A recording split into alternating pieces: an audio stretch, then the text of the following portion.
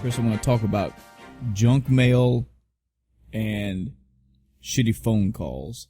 Okay. How much junk mail, say a week, would you say you get? Almost none anymore because I finally stopped being lazy and signed myself up for that do not, the equivalent of do not call list, but for mail. And it works? Yes. Very well. I actually got a ton of it before because I use Credit Karma. And of course, it's free, but you get tons of spam from, their affiliates. That's the catch. That's why it's free. Yeah. But I got annoyed with all of those, but I want to keep my Credit Karma, and it probably wouldn't stop even if I canceled it. So I went online because all the spam had, if you don't want to receive this anymore, go to this website or call this number. So I went to the website and did it, and it stopped pretty much immediately. Now, so we're clear, are you talking about email or like snail mail? Snail mail. Okay. Damn, that's fucking awesome. I Yeah. can do that. I think it's not a horrible amount, but probably maybe 1 or 2 letters. If I had to go by a week, I'd say I'd probably get maybe 5 to 8 pieces of junk mail, which if we're classifying junk mail, I'm talking about fucking credit card offers, Right. loan offers, home remortgage and refinancing offers. I don't necessarily count local paper and coupon deals. I mean, that's actually kind of fine. Me or my wife will go through them, and we may pick out if there's 400 coupons, we may find a couple that we'll use. That's okay. But it's almost without fail that the same credit card companies or the same financing companies they'll always send me shit. Me and her both. Mainly me because I've got the best credit between us two. And brag about it. Well, I mean, it's just the way it is. It's so fucking, it's annoying at times because, okay, so you have different, sorry, one of my fighting characters just went, you have different types of junk email. Okay, you got the standard fucking, here is our credit card logo. Obviously, this is a credit card offer of some type. Yes. You don't even have to open it up. You already know what it's going to be. Yep. You have the sneakier ones, like the ones they look like a fucking envelope from it's like a birthday card or a fucking Valentine's Day card or something. And you can clearly tell it's from somebody, but they didn't put a from address on it. Mm-hmm. And it's got that fucking, that writing font where it looks like they wrote your name and address, but obviously it's a fucking typed font. Yeah. And you open it up and it's, hey, you qualify for this or something. It's like, yeah. One of the more annoying ones I got recently, I'm not sure why I got it, because that's after the thing, but anyway, it actually looked like a late notice for like a car registration or something like that. It was pink. Oh, man. So I'm like, oh crap, what did I forget to pay? Because I forget to pay my car registration all the time. Like every year I'm late. Because I'll put it on my desk and it'll get buried, and then I get the yellow one. I'm like, oh, I need to do this, and then I bury that one too with the other one, and then I get the pink one. I'm like, okay, I'm going to do it right now because I'm obviously just going to bury it again if I don't. Yep, and we have the color aside. I get those are another one for me as well. Is that they will look like something. They will look like a registration type of something. Clearly, a vehicle registration thing. And then you read it, and it's like, no, that's not what this is at all. This is fucking junk mail for something. Another is, hey, your vehicle's warranty is about to be out. Yeah. You need to fucking email us or mail us or call us right now. Right now, because if you don't, it's going to run out. And this is a quote for what you can pay to get. I'm like, no. No, if I want an extended warranty, I'll go through my dealership or go through whoever the fuck I bought the car through, or go through the company itself. I'm not going to use you. And second, no, I know when my warranty's up, and it's not anywhere close to now, so stop it. Yeah, we were getting those too from buying our latest vehicle. I've gotten large tan envelopes that I would think some very important paperwork's coming in from somewhere, and it's fucking 40 pages of, hey, you're pre-qualified for this thing, and here's all the numbers. I'll get ones that look like it's a bill from somewhere, and then there's fucking zeros all in, and it's like, yeah, these zeros are just zeroed down, because oh my God. The amount of forestry that is wasted on sending me shit that I do not care about, it bugs me. It's not, it's half and half. It's partially because it's fucking junk mail, and I'm like, yay, I'm looking for something, I'm waiting for something. Oh, there's 9 envelopes in here. I'm fucking popular today. I've got 9 pieces of mail. Let's look at what we got. 1 legitimate bill. Okay, cool. Junk. Wait. Nope. Junk. Okay, this is a letter from somebody important. Oh, no, it's a fucking piece of junk. Oh, there's one thing here, and it's a bill. So if I want to get rid of this junk mail, tell me again what I need to do. And, well, the audience as a whole, everybody can apparently get on this. This is great. If you look at the, I don't have the website in front of me, but if you look at the fine print on the back, it's like, if you don't want to receive this anymore, go to this website and sign up for the, do not mail me thing. So is this a universal thing, or is it fucking awesome. It is universal. I believe it's even a government website or something like that, maybe. I'd have to go back and look. Because I have registered my cell phone number to the other side of this fucking tangent topic, which is the fucking phone calls thing. This is becoming the more annoying thing. I can look at mail and throw mail away. It's not the biggest deal in the world. But when I'm at work and I'm getting a phone call from fucking Arizona, and I'm like, I don't even know anybody from Arizona. And I said, well, maybe it's someone, who the fuck knows? And I pick it up and it's, hi, this is Sherry from fucking vacations whatever, and you have pre-qualified to go on this thing. Press 1 if you want. I'm like, Jesus Christ. So I get phone calls, probably I got 3 of them today alone. It's kind of rare. Usually it's once a day or maybe even once every other day, but today I got 3 fucking different phone calls from numbers one from New York, one from Nevada, and one from fucking Florida. I have nobody in any of those places that I would know that would have my number, and nobody calls me, period. So, yeah, I'm surprised I don't have that issue, and I don't think I've ever really had it. I may get one every, several months, but right now I'm just dealing with recruiters calling me for jobs in places I don't want to go. Yeah. But other than that, I don't get really any, quote unquote junk phone calls. And I don't answer calls from numbers I don't recognize anyway. Yeah. So if they don't leave a voicemail, they don't want to talk to me that bad. Yeah. I've gotten to that point now to where if I just see the number, I just hang up, and then I'll take it a step further. Well, this is what I used to do. And I'm going to, as I elaborate this bullshit, you're going to see why that's done jack shit. When I used to get calls from numbers that I don't know, look, I'm not an asshole about my phone, okay? I have not went out to all of my family and friends and say, look, if you need to call me, but if I don't pick up, you need it. I'm not a dick about it. I have learned over time a personal thing about me. I don't like talking on the phone, period. I don't know why. I don't know when that became a thing for me, but me just being on the phone and talking for 20, 30 minutes, it aggravates me. I don't know. Maybe it's because I feel like I'm dedicated to one thing and I'm always multitasking. I don't know.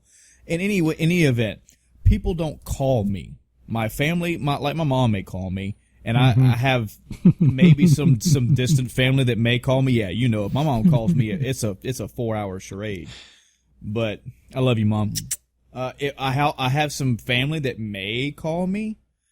But my friends in general, I have like one friend that may call me maybe every other month just to say hey, and that's cool with me. This is not something that I've went to all of my family and friends and said, hey, don't call me. I'm not a phone person. It's just maybe it's like the age we live in. We're just growing away from phone calls, or maybe it's just me. I don't fucking know. In any event, people don't call me. I don't get phone calls. So what I used to do back in the day, when I would get calls from numbers I didn't know, I would either I would let it ring or I just fucking hang up on it, and I would save that number in my phone as do not answer or wrong number or something. I get wrong number calls to me all the time. It's just the way my phone number is situated. People they just misdial and get me all the time. That's okay. I'm not mad at that. But I would have these numbers in my phone. I've got like 30 of them from over time, just saving these numbers of do not answer. And it kind of worked for a while. It worked for a while where people would call me and it would immediately pop up, do not answer. I'm like, oh, well, fuck that. I know not to call that. And it may not even been just I hung up on them or didn't answer. It may have been I picked up the phone and it was like, hi, we are with the, fuck that. Hang up. Yeah. Mm-hmm. But after a while, I started getting calls from all fucking over the globe. I haven't had any out of country, so there's that, but I get them from, I meant all over the states, not globe. Right. I haven't had them from other countries, but I'll get them from all over various cities in various states to where the fucking do not answer shit doesn't work anymore. And what it is, I've kind of done some research to see what I can do about this. I've went as far as putting my number in the do not call registry. That's not doing a bit of fucking good. I will get a call from a number. I will pick it up because now it's to the point where I'm trying to get keywords and phrases and maybe even trying to like centralize maybe a state area it's coming from, but that doesn't do no good.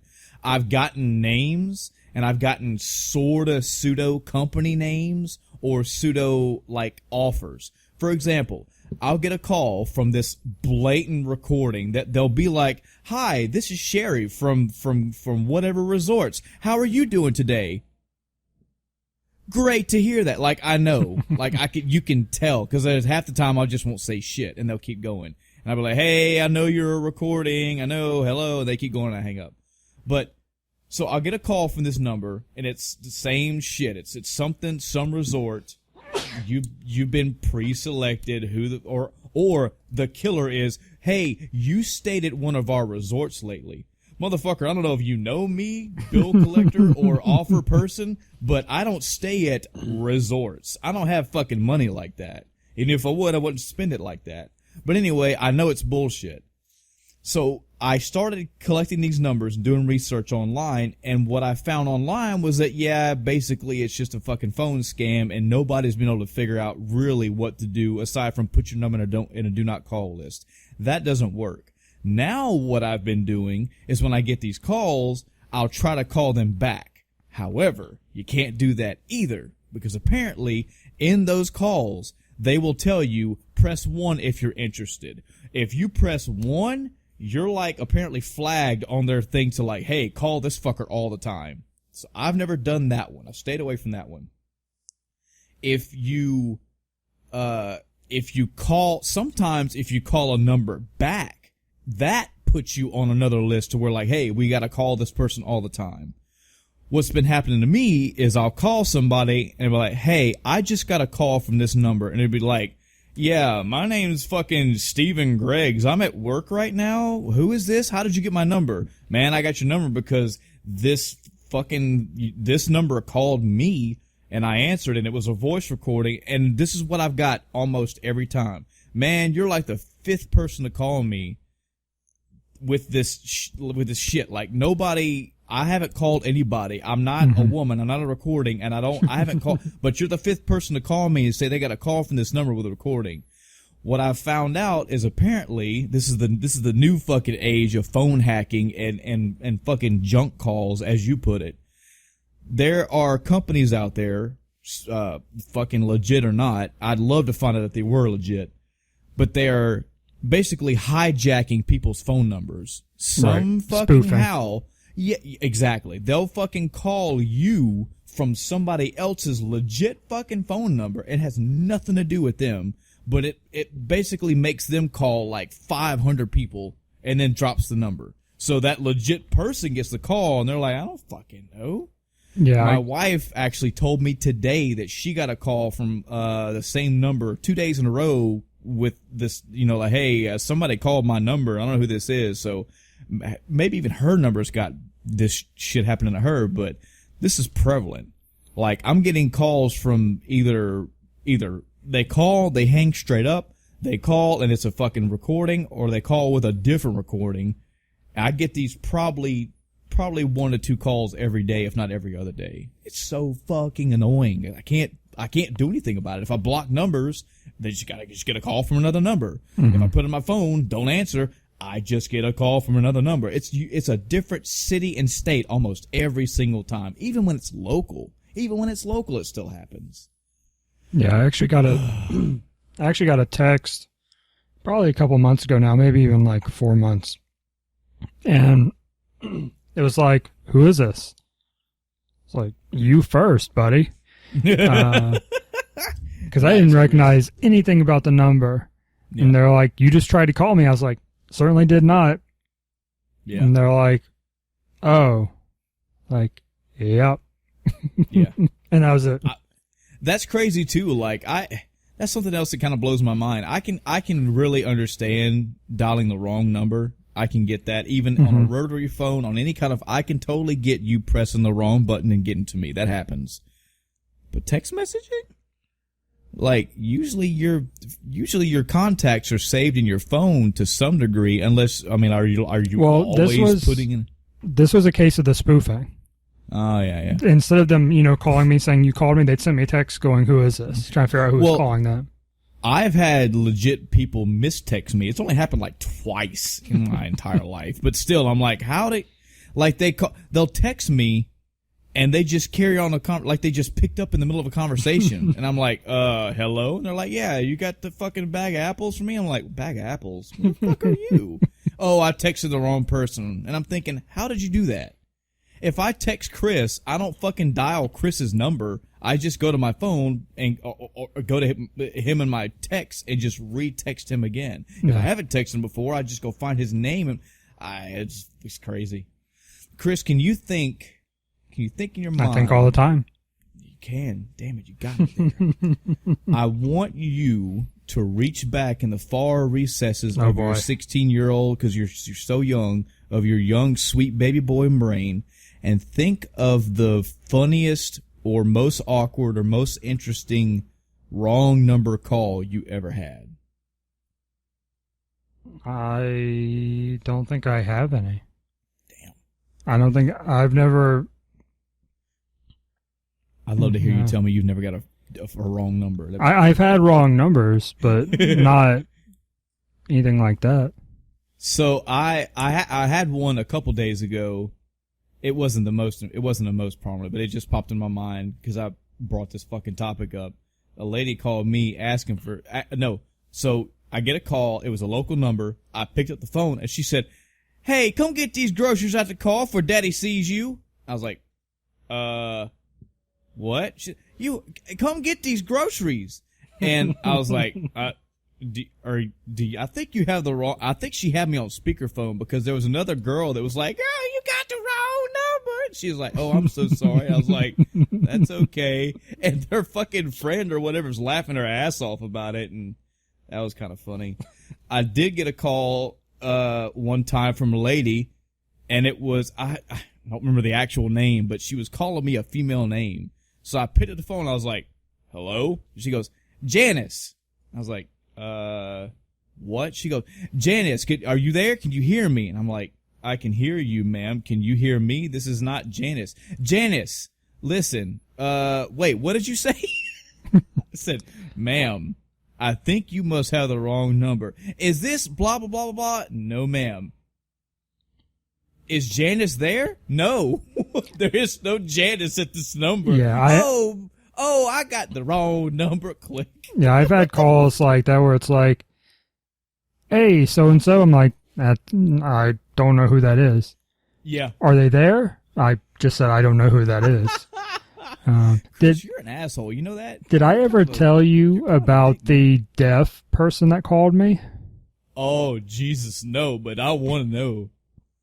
So, wait, hold on. Pause. This is not going to be an offensive story, right? No. We're not going to have a deaf person hear this and be upset, right? No. Of course not. They're deaf, Chris.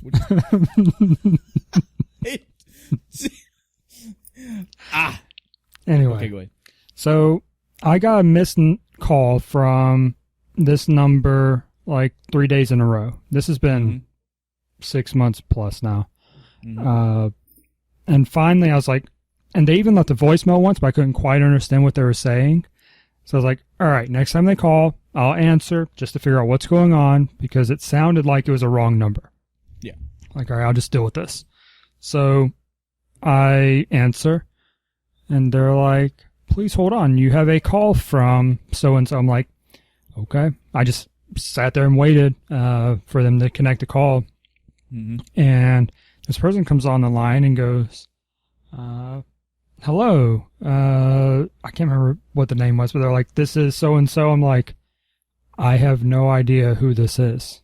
And they're like, are you so-and-so? I'm like, no. And they're like, okay, hold on. And it just went quiet for a second. And they're like, okay, I'm so-and-so. I work with this company, and we assist, deaf people with making phone calls. They are on, some kind of video Skype type thing, signing with the person and then speaking into a phone on their behalf. So it's an interesting little thing they're doing. But this person had been trying to call me, or my number anyway, thinking I was someone else. And I felt kind of bad for them after all that time. Yeah. But I explained, I was like, I don't know who that is. You have the wrong number. Sorry. I had somebody this was probably within a 4 or 5 month period, I had a number call me, and it was from a local area, mind you. It was from a penitentiary. And it was like, it wasn't the name. Either the name wasn't put in, or I don't remember it. I'm pretty sure it wasn't a name. It was just like, I got a call from, if you've ever gotten a call from the house, it's, hello, you have a collect call from so-and-so county penitentiary. Do you accept the charges? And I was like, fuck no. And so the one time it happened, I just blew it off. I'm like, man, somebody really, really got the wrong number. I really hope that wasn't their only phone call. If you ever only get just one call, who the fuck knows? I've never been to jail, so whatever. And I got a call like a few weeks later, same fucking place, same deal. I'm thinking, man, somebody in there is trying to fucking reach out, and they do not. They're like, come get me. I'm in jail. Please, God. But it's the wrong number. So it kept going. I never picked it up. I wanted to so bad, but yeah, I didn't want to get on the internet phone and be like, hey, Snakey, you gonna come get me? I don't fucking know Snakey, man. So yeah, it's been my headache for the past few days. This random fucking phone. The 3 in a row yesterday just blew my mind. Plus they were at work, so I'll definitely go ahead. This is recently. I missed a call 2 days in a row from a Mississippi number, and I was like, I don't know this number, so I'm not answering. They didn't leave a voicemail, but I'm like, they're being persistent, and I don't live in Mississippi anymore. The only people that would be contacting me from there are pretty much family. Yeah. I'm like, all right, let me see who this is. So I answer, and it's my local cable company trying to sell me something. Wait, what? Yeah, they apparently used local numbers to solicit to their customers, based on the customer phone number. Uh-huh. I'm across the country now. But they called me from a Mississippi number, the same area code as my cell phone. Wow. That is some dedication. Yeah. I also get, it's not horrible. It's just more annoying than anything. Back in the day, there was probably close to a 4-year stint where I was looking for fucking jobs, maybe even longer. And I can't even tell you all the sites that I use, all the resumes I put out, all second and third party job application and resume submittal places. A lot of them were military specific. A lot of them were military contract specific. And it's, hey, send us your resume. We'll doctor it up and we'll look for any government or civil service or federal jobs, blah, blah, blah. And I got calls. This was after I finally got hired at a job, but I got calls from 3 different companies all week long. So, hey, we just wanted to want to call and see if you were interested in so-and-so job somewhere. And I was like, yeah, I'm already employed. Oh, okay, all right. And then 4 days later, hey, so we got this job. And all of them are like very lower pay and not what I wanted at all and not what I was going for. And it's like, okay, I've already got a job. I appreciate y'all doing the legwork, but you're really wasting your time. If you find something for like, $10,000-$12,000 more, sure, but I'm employed now. I'm good. Okay. I mean, it wasn't like a fucking recording or anything. I had to talk to the person, and they always acted like a salesman, and all they were doing was just seeing if I was interested in a job. Hey, we see that you put on this application that you don't want to leave the state you're living in. We got a couple jobs opening in Spokane, Washington for, $6,000 less than what you make now. What do you say? What do you say, man? I say, get off my lawn. That's what I say. Yeah, it's rough sometimes. Like, I just went up and I hit all my stuff because we're not talking about weeks yet, but I got a job. Oh shit! Yeah, we're gonna tell you what. Let's mosey on into that one. All right. Hello, everyone. Welcome to the end of time. A little late on this one, but that's okay. I'm Michael. I'm Chris. Chris, before we do that, do we have any well actually? Because man, we're about to fucking skyrocket. Nope. Good. Another perfect podcast. You're welcome. You too. The guy that's shaking his head. You're fucking welcome. Perfect podcasting coming to your ears. Chris, how was your week? My week was pretty good. Hot damn. I finally got a job. God, what a fucking relief that is, ain't it? Oh, yeah. Especially because, I've been looking seriously since, like, April of last year. I feel your pain, brother. But I actually moved at the end of December, so I had no job after that. Yeah. I took that leap. Before you give me the gritty details. Yeah. Do you actually have the job, or were you just given an offer?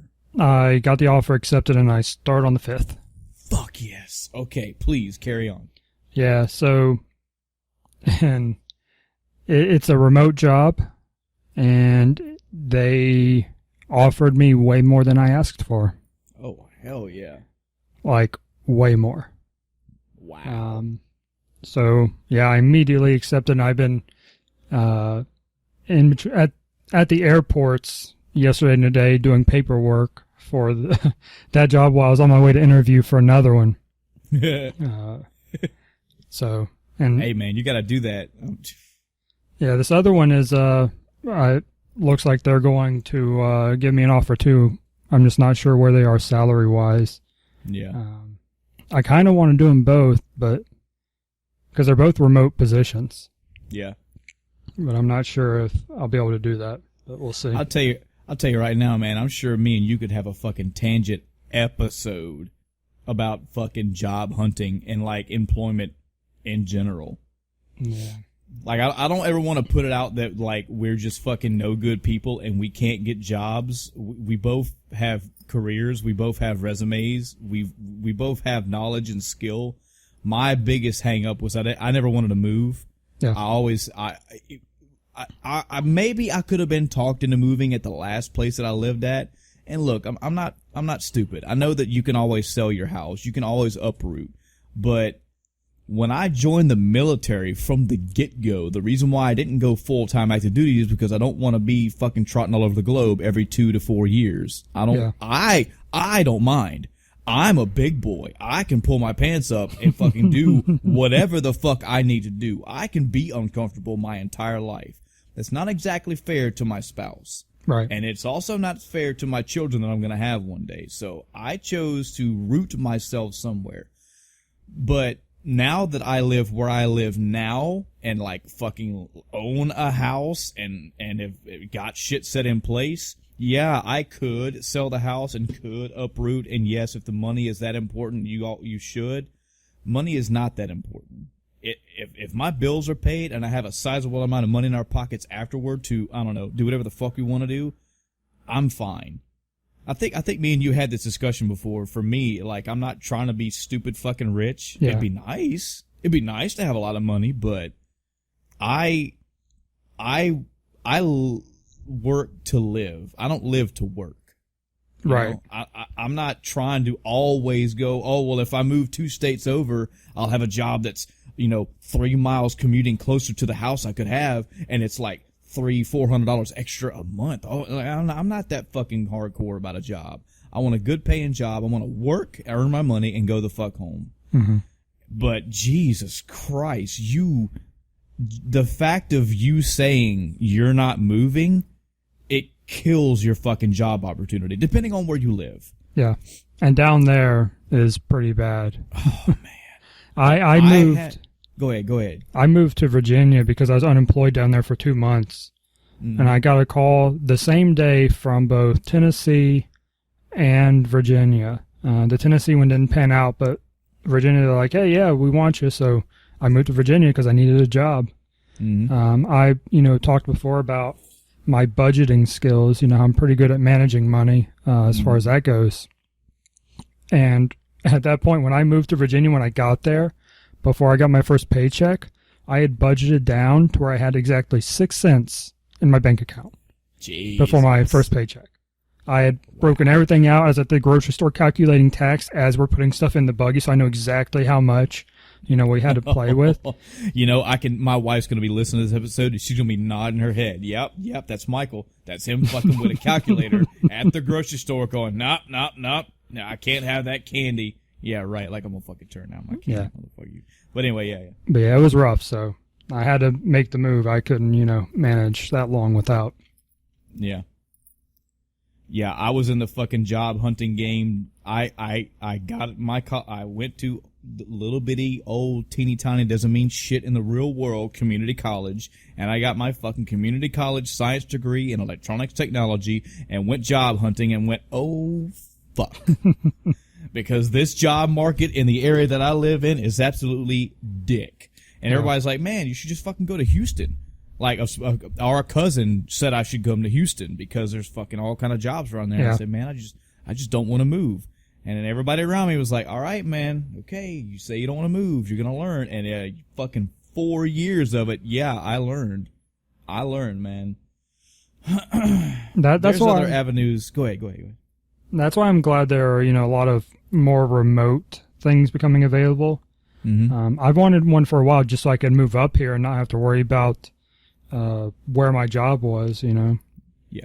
But it's rough even getting that. Yeah. It's a crazy thing in general, man. I know. Okay, we're gonna do a tiny fucking tangent right here, okay? All right. I know that we have younger audiences that will listen to us.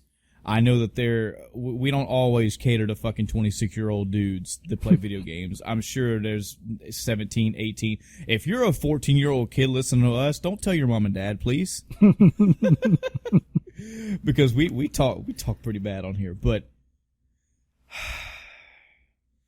I'm so on the fence about college as a whole because on the one hand, I know that going to college will net you a degree.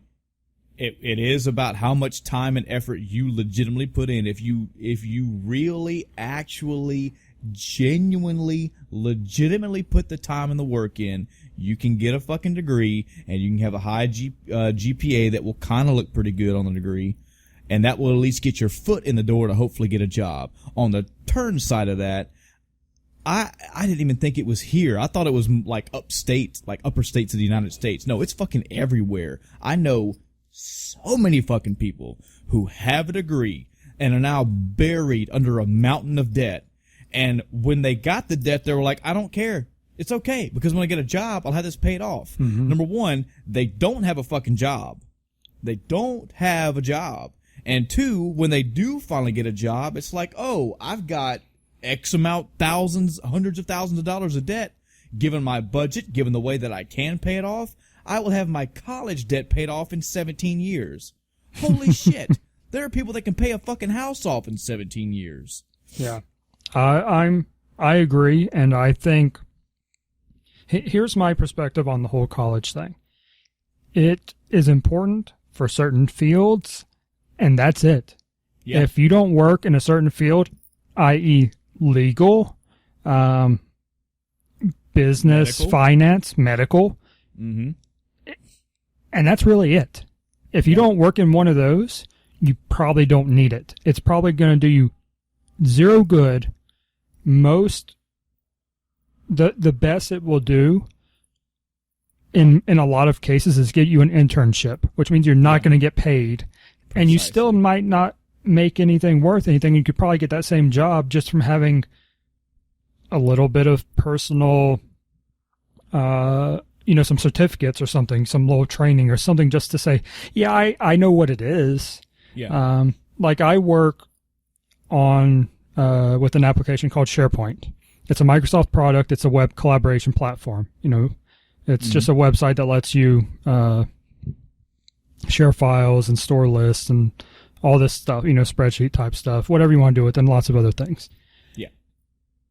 I will also no longer work, or I won't say no longer work because I never technically officially worked for them. There's a company that I don't want to work with because they have archaic requirements where you have to have like a bachelor's degree and 10 years experience to rate, X amount of pay. Mm-hmm.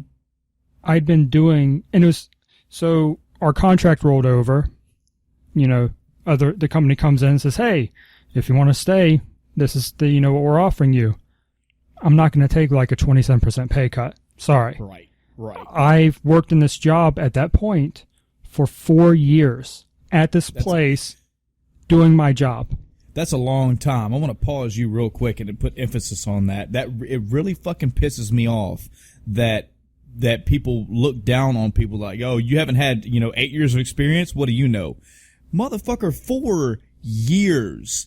4 years at 40 hours a fucking week every week for 4 years. Can you not put common sense to that and fathom how you should know what the fuck you're doing at that point? I guess, there's different jobs with different specialties, but there's a lot of shit you can learn in a month, much less 4 years. If Chris says he was working at a job for 4 years, I have it on good authority. He knows what the fuck he's doing. Yeah. I had, survived our team going from 26 people to 5. I was on the final 5. So I could have stayed there. And I said 4 years. I was there. I have all the experience I needed for, the application itself for SharePoint. Yeah, but I'm saying even if they were to fall back on, oh, well, working for us, you've only been here 4 years. Man, fuck you and your 4-year look down nose shit. It's a long fucking time. And our team lead, he actually, so they have, the number rating, like you'll be a sysadmin 1, 2, 3, 4, 5, 5 being the maximum. He barely got to 4, even though he'd been leading the team for years at that point, way before I ever got there. And it's supposed to be like a 5's position. Yeah. But because he didn't have a degree, this is an older guy. He was military, and then he just went straight into the contracting world. And he'd done it at that point for well over 10 years, just contracting side alone, most with that place. But they wouldn't give him that bump up and the recognition of, his leadership position because he didn't have a degree. So I will never work for that company. I'll tell you, it's, speaking of which, I'll have to go do my research on this as well, but I think if you want to be an officer in the military, you got to have a degree. Yes, you do. Yeah, well. But they'll pay for it and stuff, and it doesn't matter what your degree's in. The military's a whole different bracket. Yeah, that's way different. Yeah, but I completely understand what you mean, man. You need a fucking degree to do this. Mind you, been doing it for 12 years, but you need a degree. Yeah. Well, this is crazy. You tell me I need a degree because when I went to college and did the 3, 4, 7, 8 years, whatever, when I got here, you said, hey, cool, here's your pat on the back. Congratulations. Throw all that shit you just learned out the window because we are now going to teach you actually what you're doing, and we're going to teach you how we want you to do it. Yeah. So don't think you're going to use half of what you actually learned. So my very first contracting job was a web development job. And as a Marine, I fell under that position. Mm-hmm. It's kind of funny. Once I got the position, I was technically my own boss on one of the aspects. But as a Marine, I was our unit webmaster. We fell under the higher headquarters webmaster, and I ended up, taking a contracting position at the higher headquarters, fulfilling basically the same role. When I went in and I asked for X amount, they gave me $5,000 less. And when I said, well, I was like, can we go up any? And they're like, no, because she's making this amount and she has a degree. I'm like, first of all, I'm replacing her. So technically she won't be there anymore, but you're telling me I have to take less money because she has a degree and I don't, even though we both have roughly the same amount of experience. Yeah, I mean, Jesus, it's like, I'm not liking this.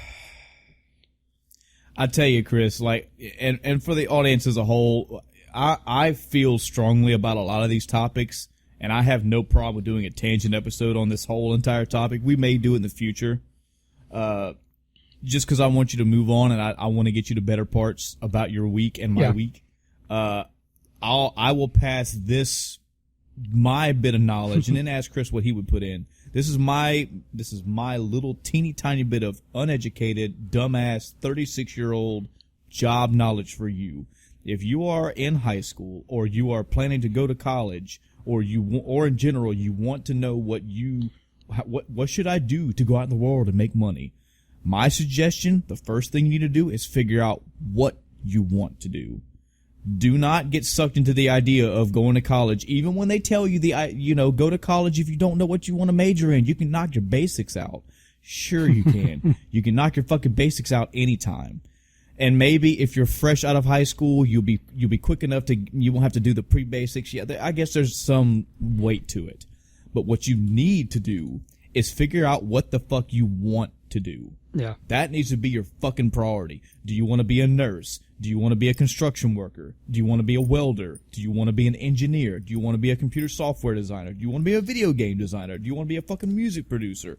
What do you want to do? When you have solidified 2 to 3 options of what you really want to do, then pursue the avenues to do it. And if you can do it through certifications, do it through classes, get licenses, go somewhere and take a 2-week fucking course to get a certified license for something. Pay the $800 out of your pocket. Get certified. Get a job. You never have to worry about that shit again. And if you do, most of the companies have classes in their fucking building or in their own curriculum to go, okay, you did the initial thing that we wanted to see you do to get licensed. Now that you're here, you're going to get officially trained on this and this and this and this, which not only gives you qualifications for the job you're doing, but it also gives you licenses for, God forbid, the company goes defunct or you get fired or you quit. You can take the certifications and go somewhere else. If you take college, it's fine, but you need to know what you want to do and have a clear-cut path. Do research. Look around. Do you want to move or do you not want to move? What career fields are you looking for? Look at Glassdoor and find out different salaries for different pay. Like, find your own budget. What are you going to own a house? Are you planning on getting married? Is this going to support the lifestyle you want to do? There's a myriad things you need to decide. But immediately going, I'm 17 and a half years old, I'm just going to go to college. What are you going to do? I don't fucking know. Stop that. Yeah. That's it. You may get lucky, but you don't have to do that. What would you say to the youngins looking to get in a career field, Chris? Yeah, I mean, I agree with, I think, absolutely everything you said. I actually had a friend yesterday while I was on my way to the airport that sent me a Facebook message, girl I went to high school with, going, hey, I'm pretty sure you work in the IT field, and I just got a degree in information technology. It's like business information technology or something like that. She's like, can you help me? I could use some help figuring out, what to do next to get a job and stuff. So I was like, all right, what specifically do you want to do? And, she listed off like 8 different IT related fields. And I was like, all right, that's a great thing, for her to just be able to rattle them off. That's the first thing you have to do is know what you want to do. Right. And so I went through, and the ones that I was more familiar with, I was like, these are going to be the easiest to get into. These are going to be a little bit harder. These are in higher demand than these. And like one of them, it's okay, you need Security Plus if you're going to do anything security related. Yeah, but it's, I looked at that and I was hoping I could find a company that paid for it because it was like $300. it's an investment. It's an investment, man. It will suck. Yes, getting a $300 certificate sucks. I've gotten Security Plus 3 times and 2 times paid for it out of my pocket. So yes, it sucks. But that, especially in like the DoD field, working for the government, Security Plus is an absolute requirement. You have to have it to be compliant with the DoD order to have pretty much any kind of IT job. Even a help desk job requires it now. Yeah. So it is an investment that will put you above other people that aren't willing to make it. So, and that's just for IT, whatever your field is. Even if, like you said, welding, there are, short certification courses you can take to get, certified as a welder. Yeah, just straight up vocational classes at places, There are companies that are saying, hey, we are a local shipbuilding company with billions of dollars of revenue. We're looking for welders. We have a course here. It's costs, but if you take our course, you're almost guaranteed to get a job, but you don't have to spend, $700,000 on a college degree. Right. A grand, and boom, you're certified. You are now trained as a welder. And as you go up in the world of welding, we will give you more training, which is either paid for or not, but still, you're making money at that point. You don't care. Yeah, and realize, like you said, talking about moving or not moving, realize what your area supports. If you live next to a dock, a shipbuilding dock, they're going to want welders. They're going to want people that work on that kind of stuff. If you live out in the middle of BFE, Mississippi, you're not going to find anything. Yeah. You can be a farmer. You can maybe race go-karts or, something like that. Maybe. Yeah. You're not going to find a well-paying IT job out in the middle of the country. Yeah. Sorry. Yeah. So realize what your environment will support.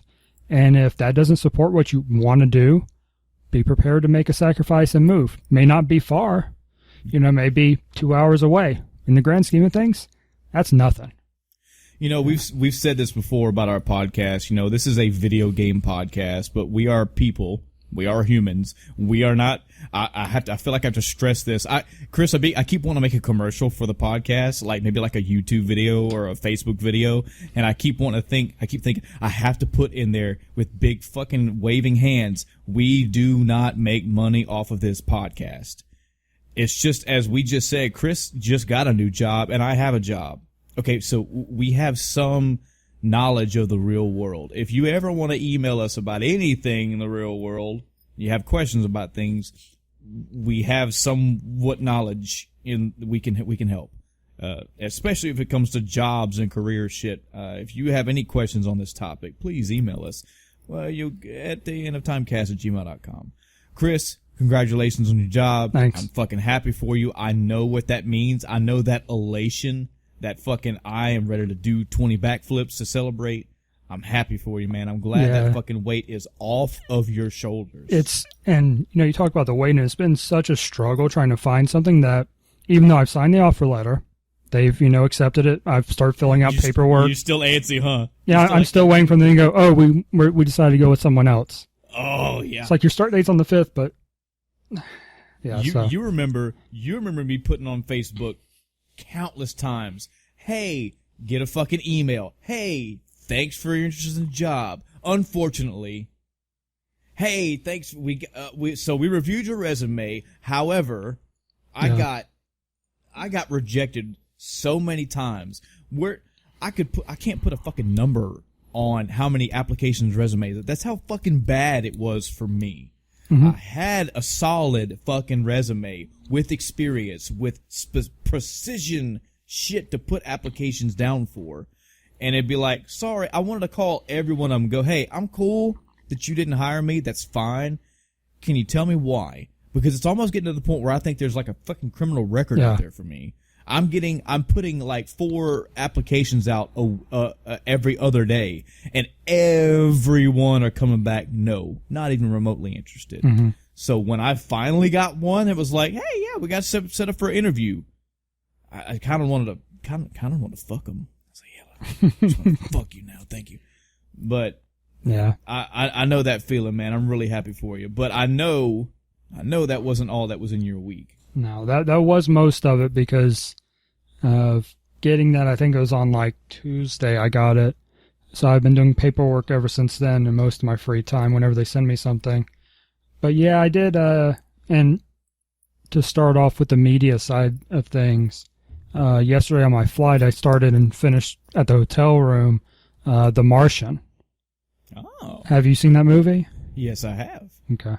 I haven't seen the movie, but I did have the books. It was going through my Kindle, library, and I was like, oh, I'll start this book. I haven't read it yet. That's a pretty good book. I enjoyed it. I enjoyed the movie, sorry. Yeah. It was an interesting way they did the point of view. I don't know how it is in the movie, but the book, it actually switches between him and back in Houston or whatever it is. And that's how it is in the movie. His parts are log entries where he's logging all these things after the fact. Yeah. So you don't see him do it. He just explains, well, crap, this happened. Yeah. And it's kind of amusing how vulgar it is at times, because like on the first page of the book, it's like, well, fuck. That's like one of the first two sentences, I think. Something like that. I was like, okay, this is going to be an interesting book. But yeah, so I started reading on the flight, and then I may or may not have stayed up till like 1:30 reading it so I could finish it. Well, that's a good thing. Yeah. Yeah. I have a hard time putting down good books. I just want to read until I'm done with it. Yeah. But then I'm like, okay, well, what am I going to read next? And then I have that whole struggle. But anyway, so going back in time to the beginning of the week, it was another tabletop weekend, playing both D&D and the Pokemon tabletop. We actually started the Pokemon thing. We have the new system we're using, and that's working much better. Oh, thank God. Yeah, so it should be interesting. It's a very open, I mean, all tabletops kind of are really open on what you can do with them. Right. So, I've built our little world, and it's like, all right, what do you guys want to do?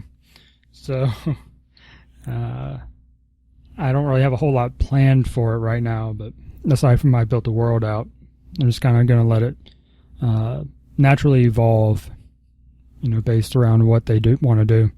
Mm-hmm. D&D, I have more planned out. We didn't even get through all the content I had prepared.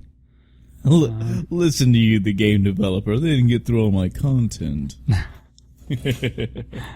Yeah, but it's about to get good, but they didn't get to the part I wanted them to get to. But that's okay. Gotcha. We'll play again soon. Before you move on to your next item, have you by chance ever watched Pro Jared's D&D December? No. I recommend you do. Number one, Pro Jared, he's one of my many YouTube subscribed channels, but he has a section he's been doing for the last 2 years. If it's been 3, I may just have forgotten, but it's called D and December, like D&D, but D and December. And it's a mix between him giving like mini tutorials. The videos are like maybe 10, 15 minutes long, nothing crazy long. It's kind of sort of pseudo tutorials on like, this is some tips, some pointers for being a DM, some tips for what job you want to pick.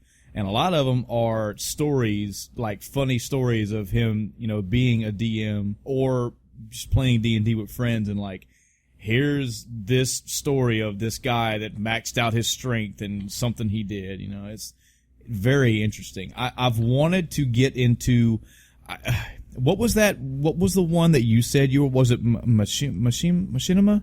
Was that the D&D series? No, I was watching Achievement Hunter recently. Achievement Hunter. Okay, yeah. I keep meaning to remember that and mark that so I can go check them out. I've been wanting to get into like a D&D video watching mood. So they have a good one. I'm actually currently watching Critical Role. Role spelled ROLE, which is hosted on the Geek and Sundry channel. And the DM and the players are all voice actors for video games and stuff. So the DM is Matt Mercer, who most recently did Monster Hunter World voices, the 2 characters in it. But he's a DM, and he is awesome at it. Wow. So I've been watching those in most of my free time. I actually don't have a lot of games played this week because I was watching that and planning out my own stuff because it's, I'll be like, oh, that gives me an idea, I'm not going to blatantly rip anything off, but I have had some ideas come from things I've seen. Which so is the way Achievement Hunters, and what was the other one? Critical Role. Critical Role. I'm literally putting these down in my notes so I can check them out at some time. It Me JP on Twitch has several long-running D&D series going. His VODs are behind a paywall, but YouTube is not. So you can find him on YouTube and get all the VODs and back watch. And I'm way behind on JP's stuff, but I started watching one of the current series. There's an episode 50 mark on their Court of Swords is the title of it. On that, at the episode 50, a new player came in because they were rotating out the 4th player, and now the 4th is permanent. Ezekiel the 3rd, and he's awesome. But his character, his personality, really did a lot to change the show. So from episode 50 on, it's basically its own. You don't have to watch the previous 50 to understand what's going on, so to speak. Okay. So it's pretty cool. I've been looking for a good or a couple, because you know me, I fucking get off on YouTube videos and binge every one of them, but I've been trying to find something that's close to like Table Flip. I don't know if you ever watched Table Flip. That was the Game Grumps board and card game channel they had for a while. I've seen them play a couple. I don't know if was it a separate channel? It might not. No, it wasn't a separate channel. It was. Okay. It was just a separate series aside from Game Grumps and everything. Okay. Yeah. Then I've seen them play some. Like I watched them play Cards Against Humanity and stuff like that. Yeah.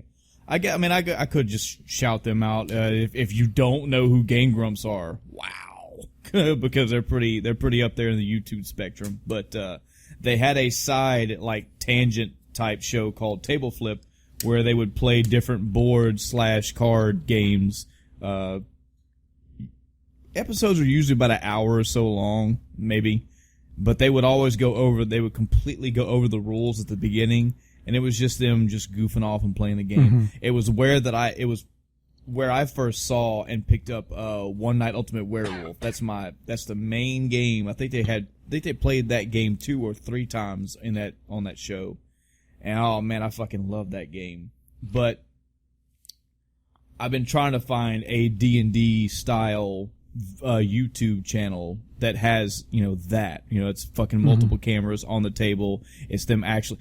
The podcasts are fine. I have no problem listening to podcasts, but I would like to see that in person. I like to have cameras on their faces, and I like it to be lighthearted. Like I'm all about being super real about D&D, and it can get super fucking serious. But I've picked it up from Pro Jared. I like fucking laid back. I like when they have these wacky fucking adventures and they actually let shit flow instead of strict choreographed storylines. So I'll check these out and see if any of them catch a good vibe from me. I would say save Critical Role for last because it's like a 4-year backlog.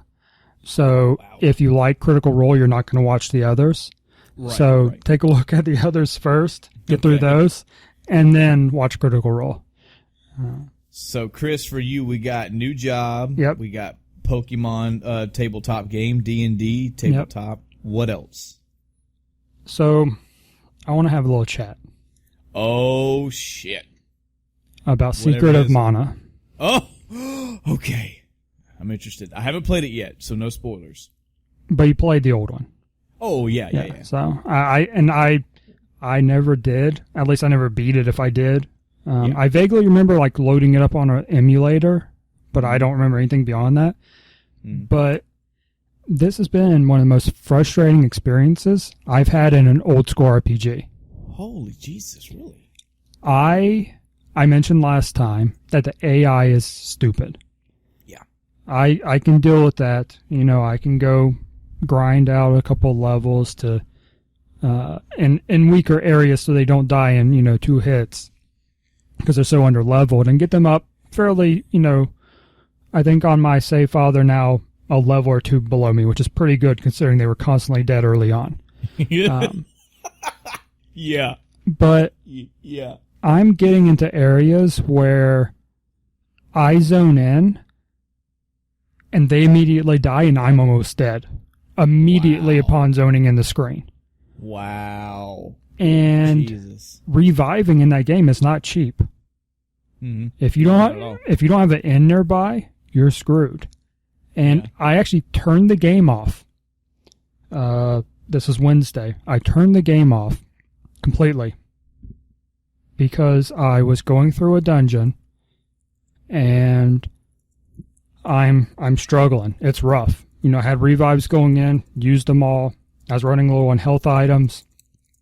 I get to, I believe was the final room where I expected to fight the boss or whatever, which I'll typically have to solo the bosses if I don't murder them immediately, but that's not, the point. So I'm in the room. I'm like, all right, go up. I don't know if it's like this in the old one, but you have these gems you have to use a certain spell on. Yes. Yeah. Yes. So I get there. My spellcaster's dead. I have no revives. Oh, no. I'm like, okay. So I go to run out of the dungeon. I run through all the enemies because they're, like I said, in this dungeon in particular, they're one-shotting me. Or not one-shotting me, but they're one-shotting the NPCs, and they're doing a lot of damage to me. This is, man. So I run out, and I get to the entrance, and the entrance has a stupid enemy you can't pass. You have to kill it. Yeah. And I die. And I turn the game off. I do remember, like most RPGs, I do remember grinding in this game. Okay. So maybe you gotta fucking suck up the buttercup and do that a few times. I don't. It's been so long since I played this game because I think you can upgrade your. I think your magic upgrades over time as you level up. So it's not, and I don't know if this changed, but the way it works in the remake is you use the spell and it levels up, or you use the Esper element, whatever you want to call it. Guardian. I don't remember what they're called in the game. Yeah. But you use any spell and it levels up that Guardian. Didn't realize that's how it worked. Yeah. So my stuff was all at level 0 until like Wednesday, but now everything's up to where it should be, and I can kill enemies when I have the magic. Yeah. It's just the whole, like the archer guys shoot me as soon as I'm on screen. I can't go anywhere. And it knocks you back. So, and the shots are staggered just enough to where you get hit, you move up an inch, get hit again, move up an inch, get hit. So you can't get out of the way. And there's no way to counter. There's no shield. It sounds like they kept a lot of the actual mechanics and the physicality of the game intact, because that was something I remembered. It was and was not a problem, but it would be like you would get hit by an enemy and you would get up and immediately get hit by something else. Like it seemed like you were trying to plan what you were doing in the animation of you getting up, and even then it didn't work. You just fucking got up and got smacked by something else. Yeah. It was. I don't know. I wish I knew what to tell you. This is one of my top Super Nintendo RPGs. I love this game to death. I have this to buy. I'm literally waiting on payday to drop so I can finally get my fucking money in my account. I'm gonna buy this game, and even then I won't, because of what I'm about to tell you in my week. I don't even know when I'm gonna get to play this game. All right. But once I do, I'll be able to give you an actual review on what I think. I could probably play the Super Nintendo version right now and relive memories and tell you what I think about the old version, but it's not really going to do a lot of justice for you playing the remake. Yeah, I think it is a grinding thing. Yeah. Because I've been streaming, so I'm trying not to just go grind because that's boring. But this may be a game where I split between stream and off stream. And off stream, I'll do the boring stuff, and then when I'm ready to actually go to the dungeon or temple or whatever, then I'll stream or something like that. Yeah, I mean it may, and it's it's a pseudo RPG, so I mean don't feel ashamed. That's sometimes you got to do that shit.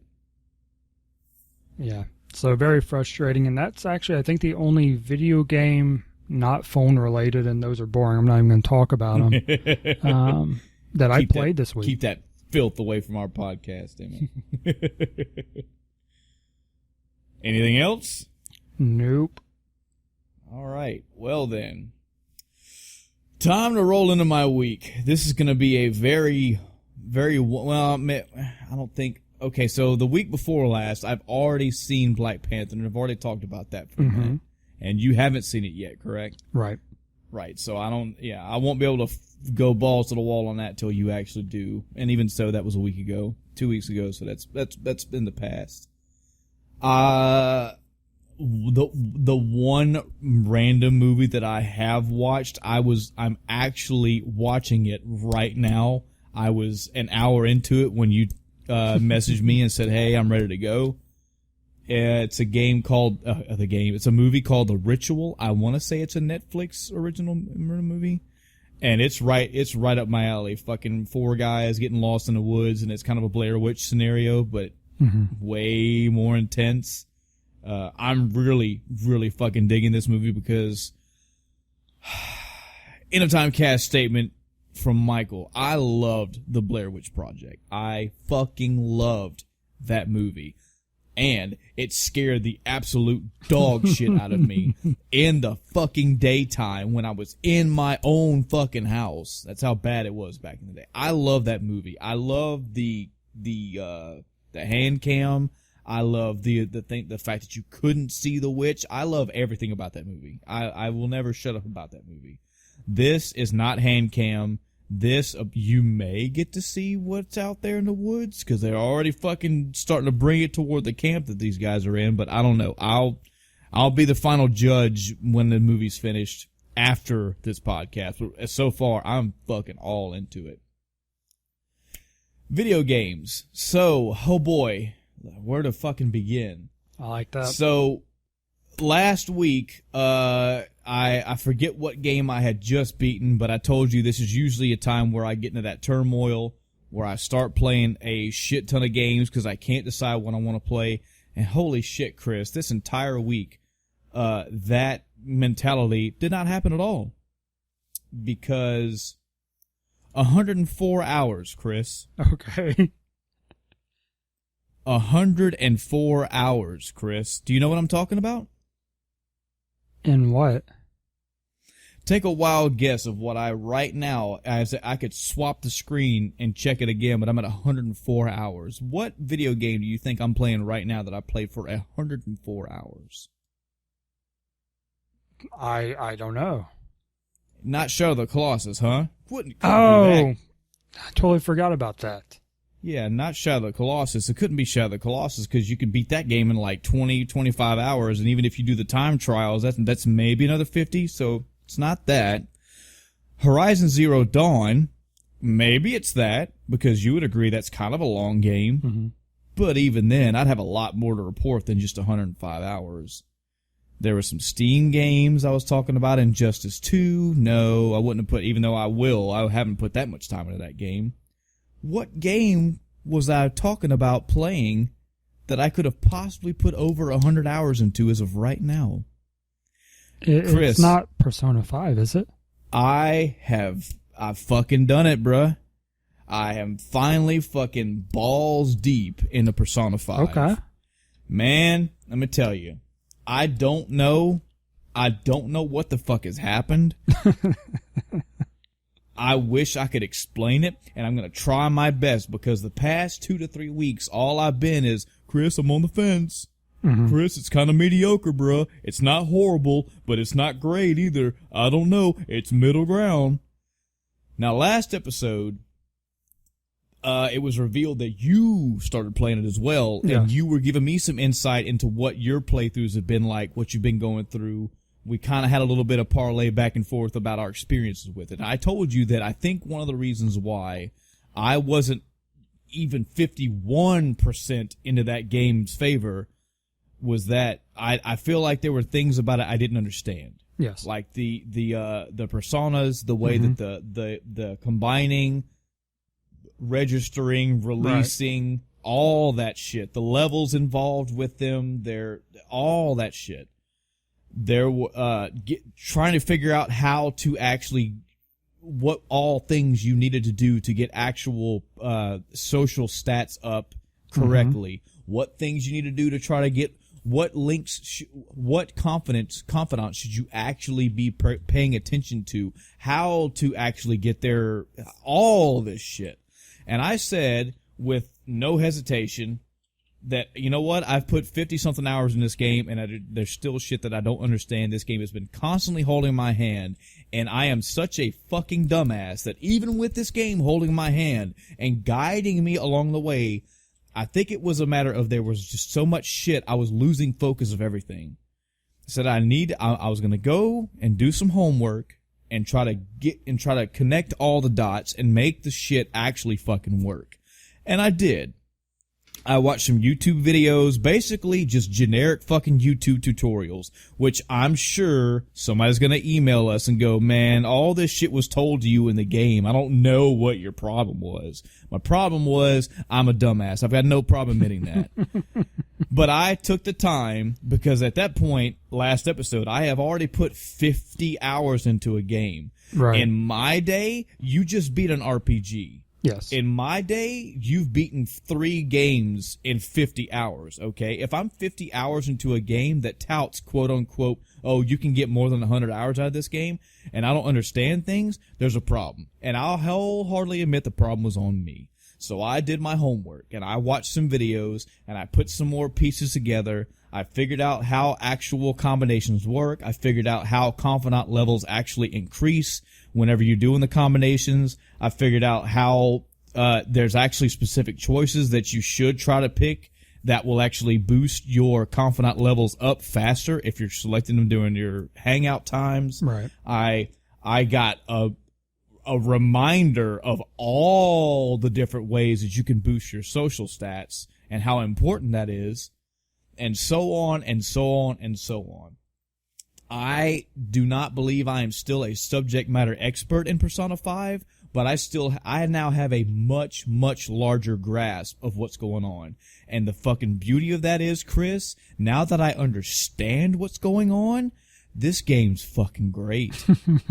Dude, there is so much shit that has been flying over my radar because I've had this fucking mediocre gray cloud, I don't know attitude and stumble fucking my way through this game that now I wonder how I'm going to play other fucking RPGs now.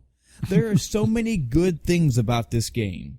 Number one, the music is great. Okay, I have been humming the tunes to this game all week long. All week long. I've had study sessions at work because I'm taking a test for something military related, and I've had background music playing, and it's been fucking the Persona 5 soundtrack. Music's great. Characters, they all have great character development. All of them. They all have a progressive development, and the more you hang out with them, the more you learn about them and get to do things with them. And you're not just learning generic shit about your characters, it's upgrading. It helps you and it helps them. The main story of Persona 5, every time I'm going through a palace now, I'm like, man, what's going to happen next? What is the next thing that they're going to do? The battle system, the going out into the world and being able to sneak around and get, to pretty much always be able to take the advantage of your enemies and then being severely punished if you didn't or if you fucked it up. We've had this since Chrono Trigger, where there's been enemies out in the field and you can fight them or you can run around them. And in this game, if you if you do your actions right, you will always have a clear battle advantage. The in battle shit. I now see things that, well, this is not now, but I've seen stuff in this game that I can respect even if I haven't played the old Personas. The ability to press one fucking button, Chris, and go, oh, okay, if you forgot that weakness, we'll just go straight to it for you. Yeah. Yeah, you could say that's kind of cheap, but it helps out when you're like, oh man, there's 4 different enemy types on the screen. I really forget what that one's weakness is. Oh yeah, you do know the weakness. It's this, go for it. That's fucking great. That's a little quality of life thing that helps you out. Every enemy having a weakness and you having to figure out the weakness. Every enemy you can recruit every enemy and you have to negotiate with them to get them on your side. You can lose the negotiations, which means they'll say fuck you, or they can hire more people right then to come kick your ass. You can bum money off of them. You can bum items off of them. You can use attacks, you can use guns, you can use magic, you can use items, you can run, you can inspect, you can do all kind of shit. And all of this is done in a very stylistic way. It's all done with its own flair, its own pizzazz, and it's very fucking catchy. Chris, there was a time where I was in a fight somewhere. I forget what this was for. But I didn't have Morgana with me. And I was doing a battle. I think it was just Joker, the main character. He was doing a fight. And it was, I attacked, the fight was over. I missed having Morgana there to go, way to go, Joker. Oh man, that was great. Man, you're fucking awesome, Joker. Because he, I don't know yet, but Morgana does that throughout the whole fight. He rallies everybody on. And hearing that banter and the attack sound effects and the enemies screaming and hollering and you saying shit, all of that makes those battles so active that when you don't have that, it's boring. I will go play Final Fantasy IV and do the fights in there, and I'm like, man, I got the battle music and I got the sound effects, and that's it. It's beautiful. It's Final Fantasy. I love it to death. But when you have such a kinetic battle system like Persona 5 has, and you go play something else, you get the volume turned way down. Way down. I still hold to my statement that there is still a shit ton to do in this game on any given daily basis. Yep.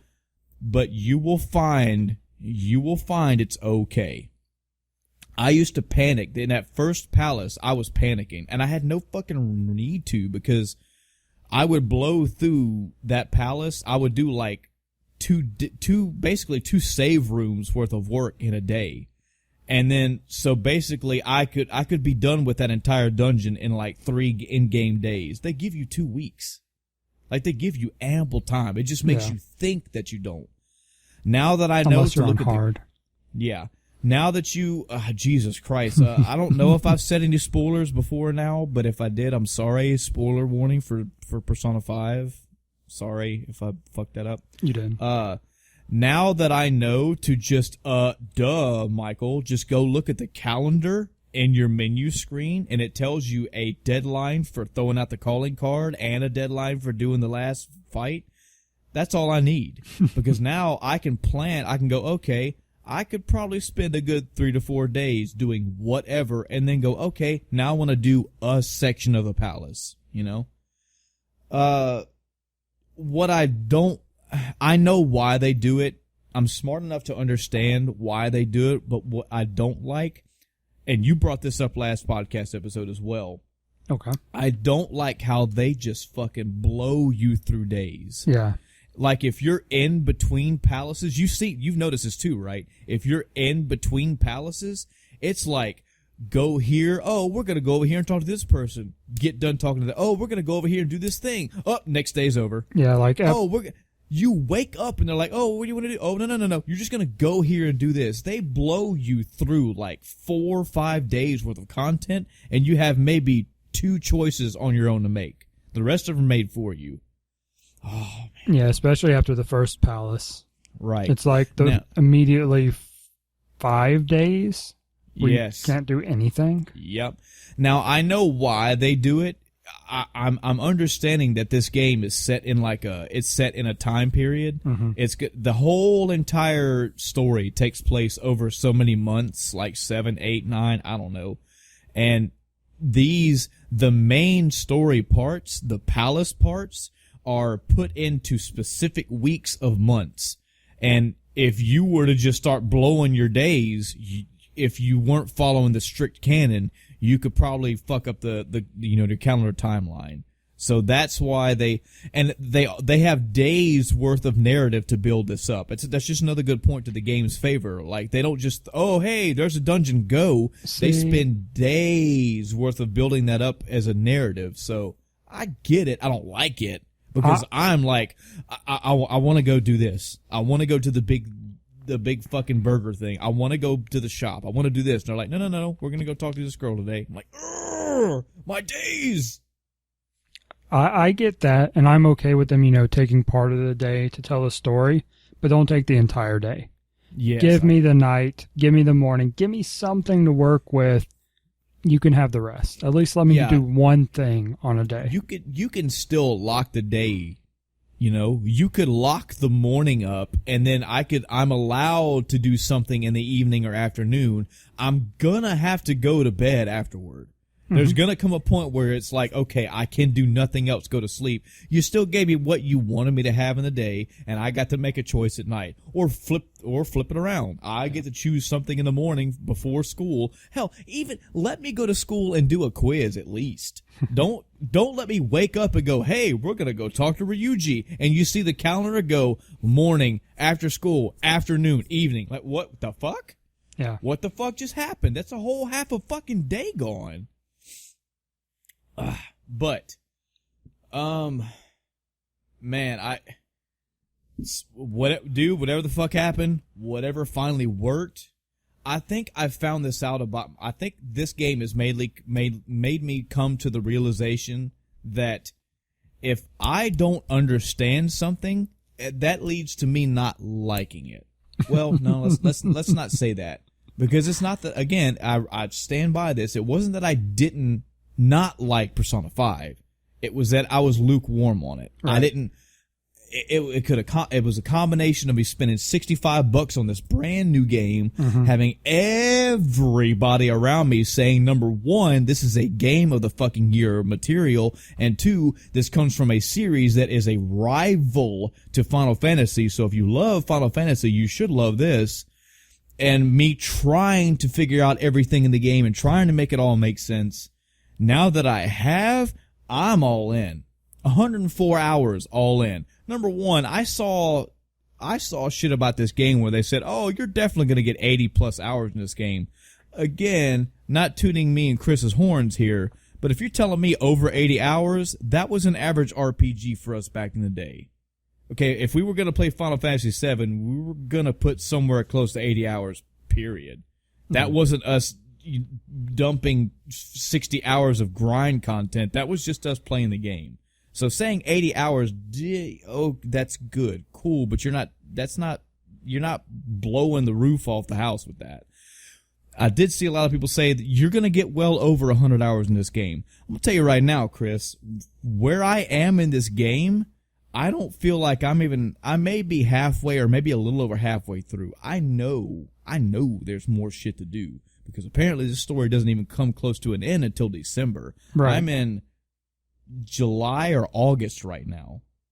So, yeah, there's a lot more to do.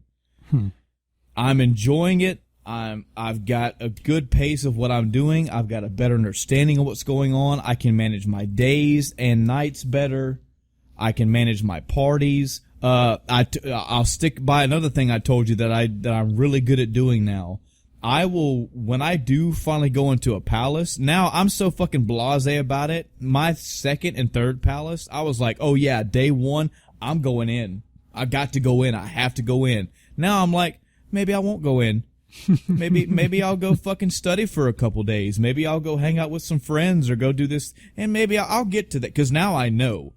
It's a hard deadline, but they give you so much time. They give you so much time. You just don't think you have enough time. But when I do go into a dungeon, I will basically sit in that dungeon. I will go as far as my SP is my limiter. When I get to that last battle where I don't have enough SP to where I can't finish that battle, or I barely scrape by, I go back to a save room and I leave. Then I'll spend a few days, 4 or 5, I don't know, whatever I feel like is comfortable, and I'll go do stuff. I'll go hang out with people, with confidants, go read books, do the big burger quiz, whatever I can do. When I go to a Mementos, I will try to start maybe a few levels above my bare minimum, and I'll use that as a grind fest. I will grind my money in Mementos, and I'll grind my levels in the palaces. Okay. And again, either in Mementos, either the end will be my limit, and even sometimes then I'll just start backtracking. I'll just go back up through levels, or SP will be my limit. If I run out, because the great thing about this game is, if you're in Mementos or you're in a palace, your time is stopped. You could spend however the fuck long you want to in a palace or Mementos. It does not affect your world time clock. So grind away. Do anything you feel you got to do. You're not held by limit. When you get out in the real world, you got to watch what you're doing. So that's been my thing. I have been eagerly awaiting coming home to play this game. So it's been good times for me, man. When do you think you're going to be able to play some more Persona 5? Or do you want to play more Persona 5?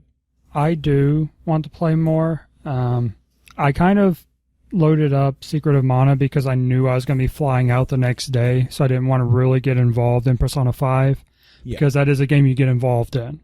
Yeah. So I was like, all right, I want to play something that I'm not going to, worry about too much. And I was like, all right, I'll load up Secret of Mana. And I put in another 4 hours worth into it. And then I turned it off because I got frustrated. But I will...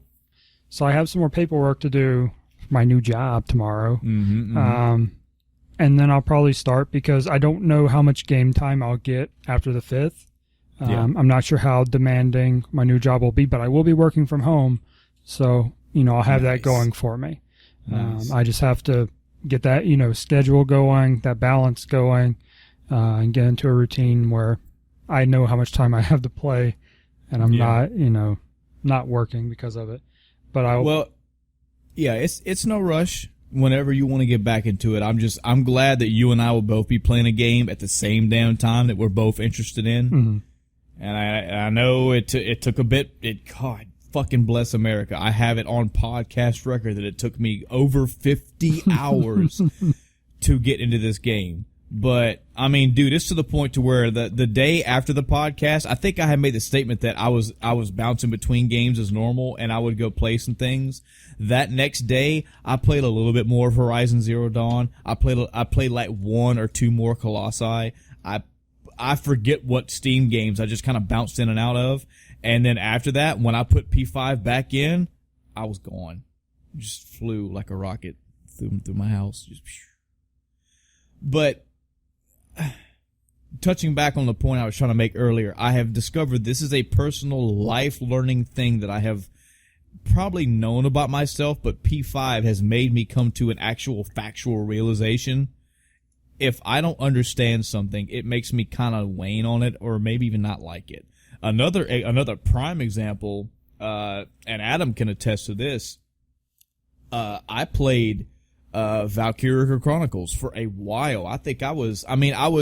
It took me up to the point of me getting my own actual barracks and being able to fuck with my own crew for me to go, oh, this game, it has stuff. Oh, yeah. Once I understood the game and once all the pieces connected, I was in hog's heaven.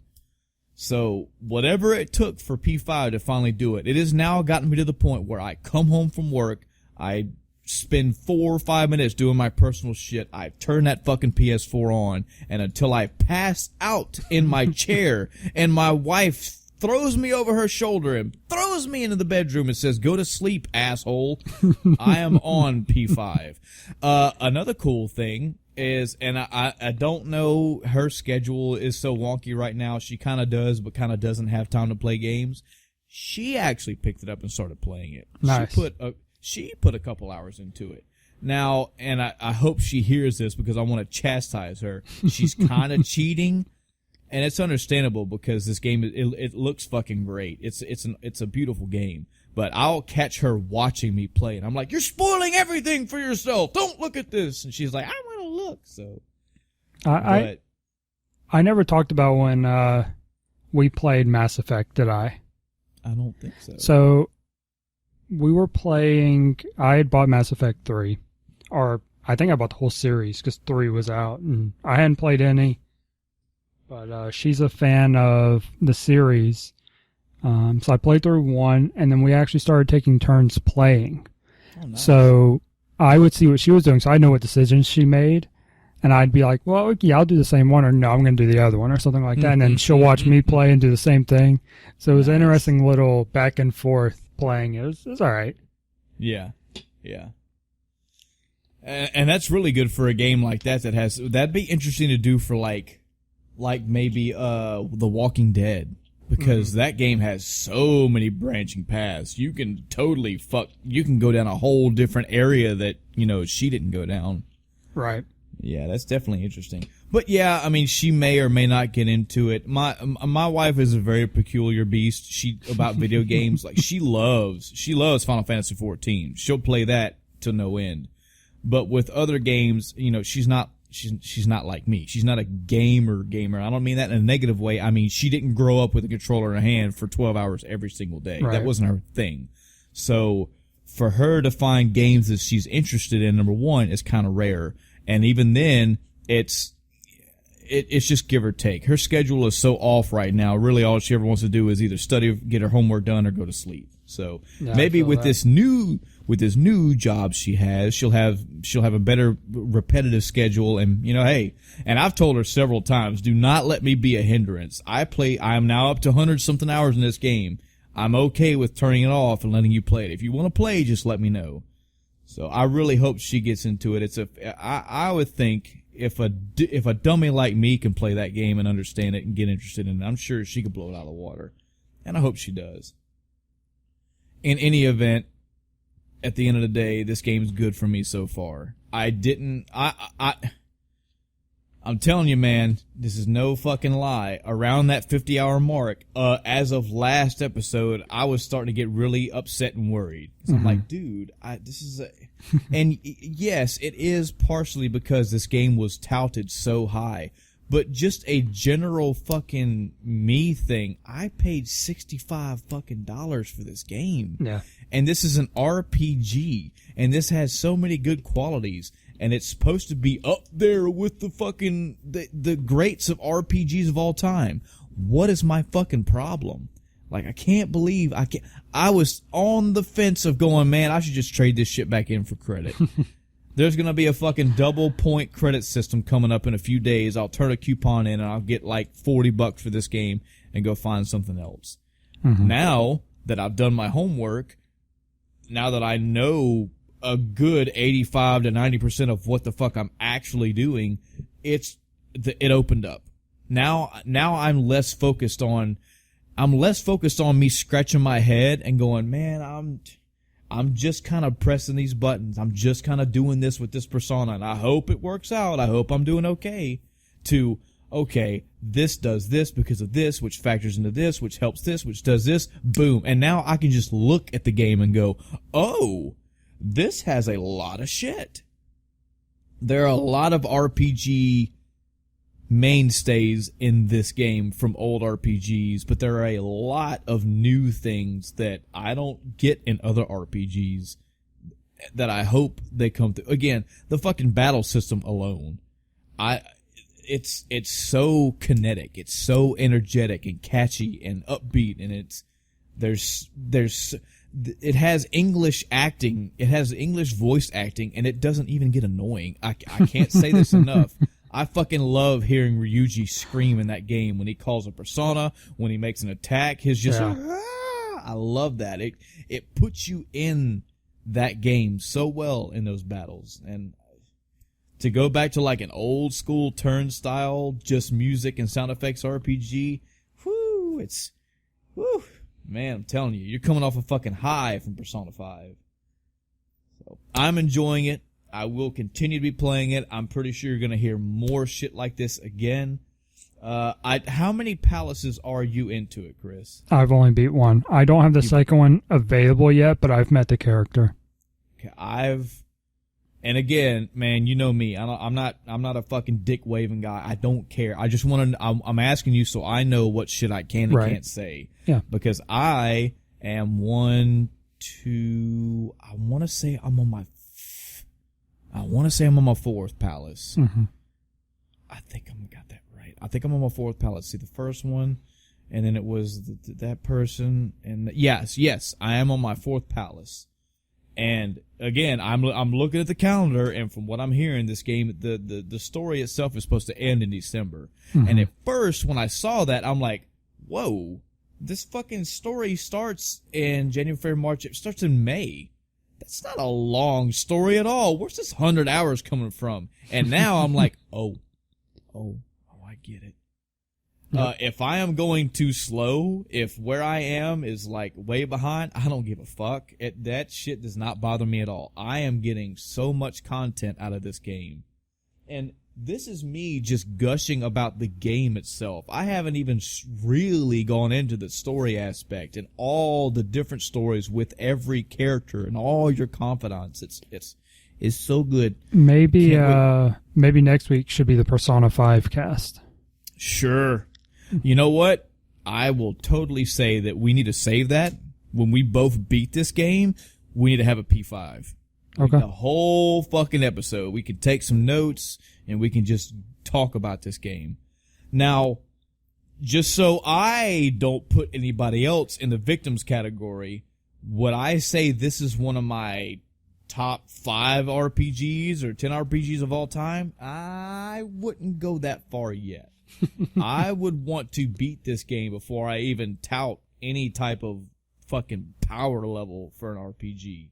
Right. What I will say right now is that I was on the fence. I didn't dislike it. I didn't like it. I didn't hate it. I didn't love it. I was just meh about this game for 50 fucking hours.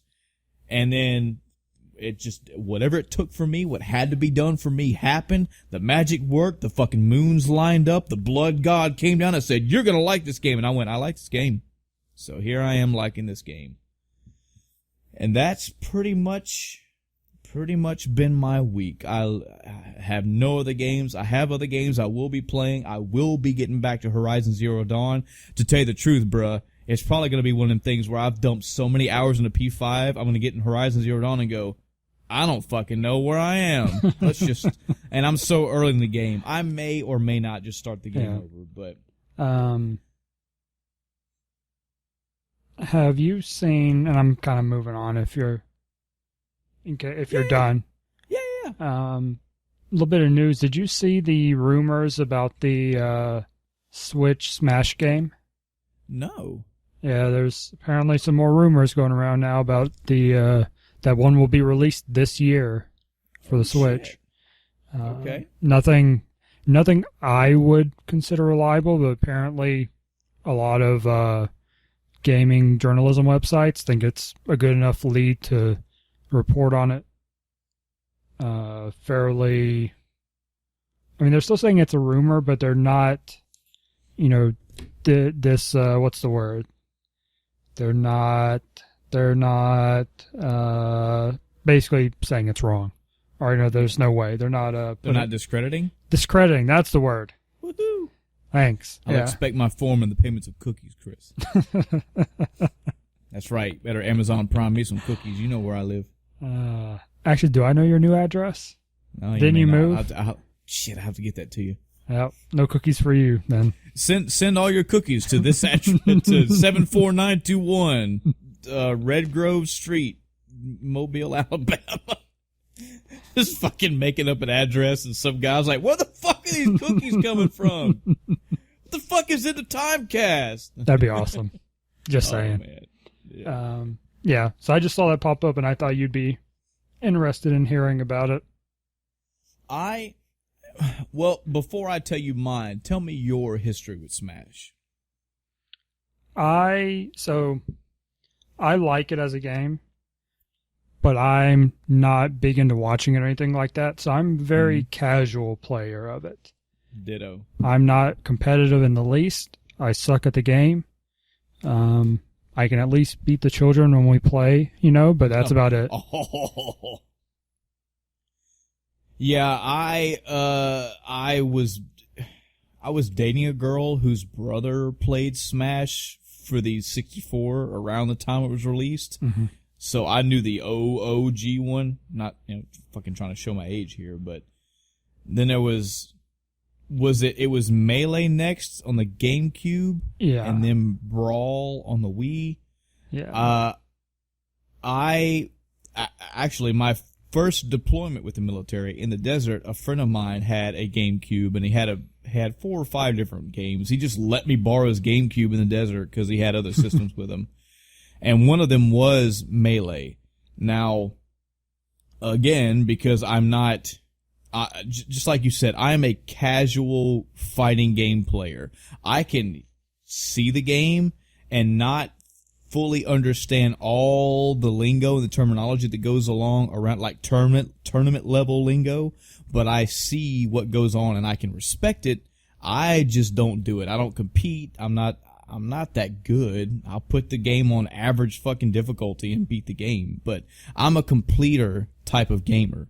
So when I beat the storyline of Killer Instinct, when I beat the storyline of Injustice 2, etc., etc., I mean, I could probably take the games online, but I probably won't. And that whole mentality carried over to Smash Brothers for me. When I played Melee, I had fun. Basically, I had fun checking all the boxes. There's the main storyline of Melee. All the characters have their own kind of sort of pseudo storyline playthrough. They have what equated to achievement style things you could do in the game, and I did all those. I tried to unlock all the characters and all that stuff. I didn't finish that. That was rough. Yeah, that shit got hairy at the end. And plus, I mean, eventually my tour stopped, so I had to give him his GameCube back.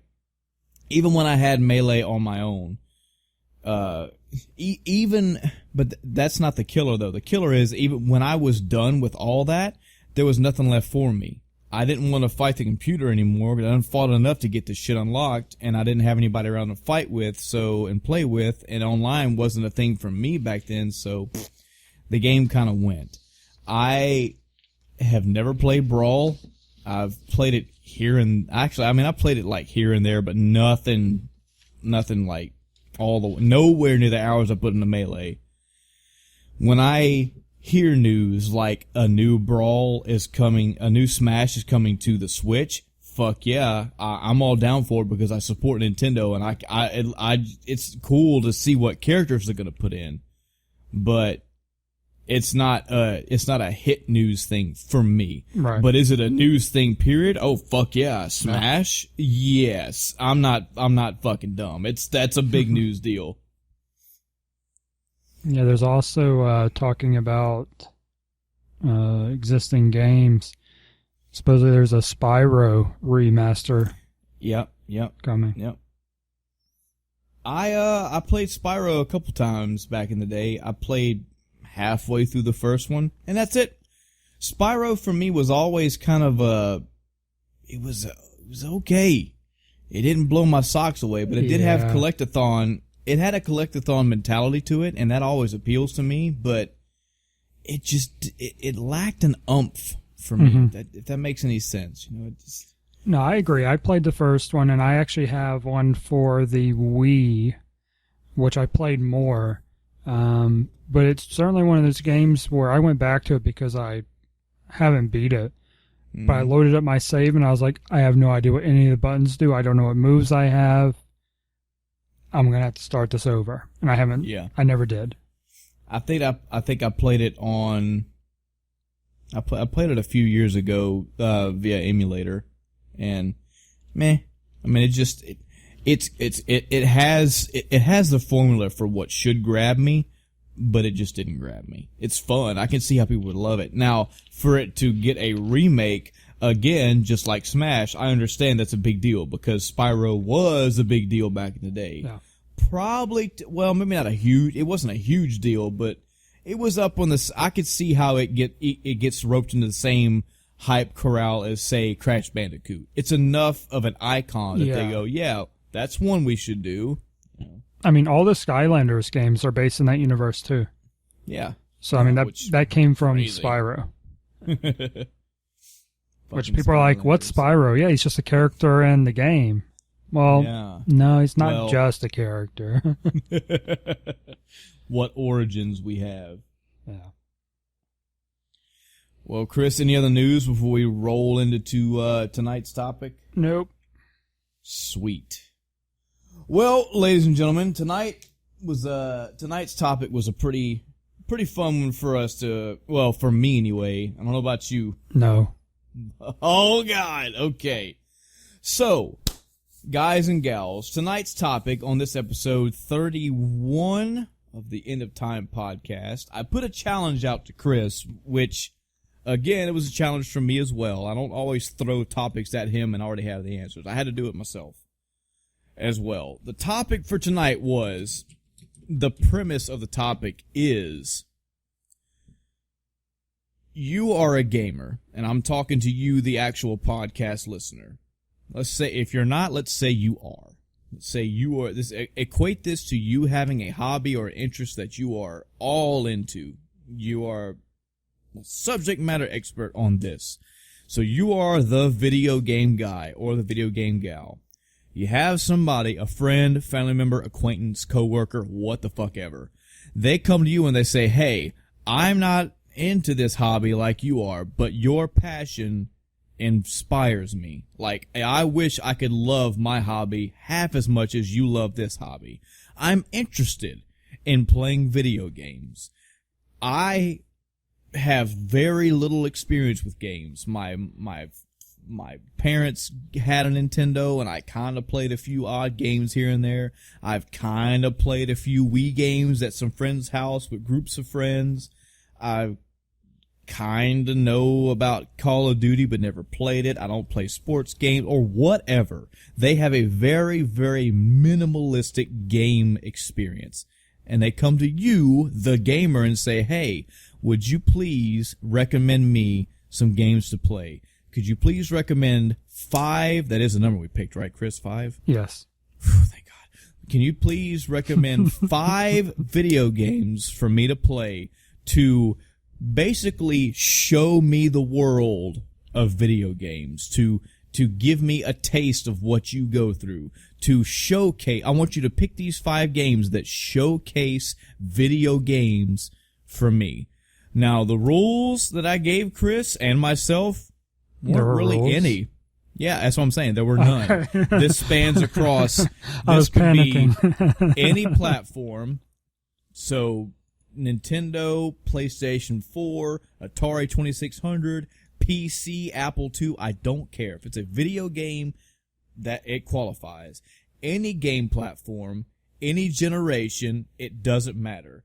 You are challenged with, and I say this not only to me and Chris, but to you, the audience, as well, because I'd love to hear emails about this topic. We love to hear emails on any topic, but imagine that you, especially if you are a genuine gamer listening to this podcast, somebody comes to you and says, hey, I want you to give me 5 games that are going to showcase gaming to me. Now, other minutia that you can go ahead and discard for this topic.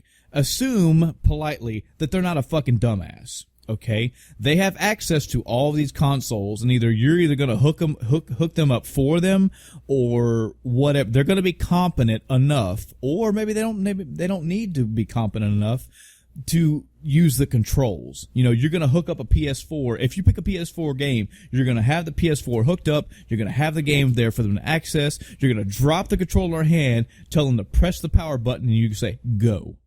And whatever happens from that point on, it happens. You're doing everything in your power to go, hey, this is gaming. Okay? shows whatever you want to show them about gaming.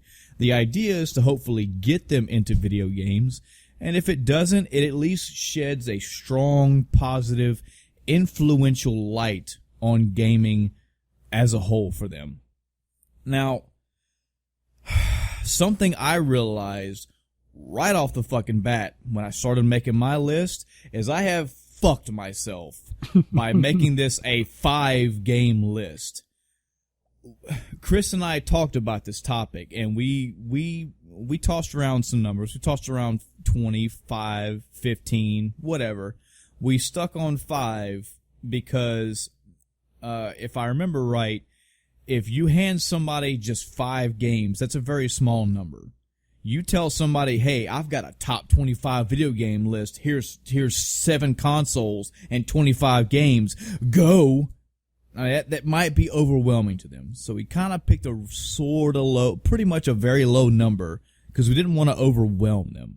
That's a great mentality for Chris and I to have. The problem is it's only 5 video games.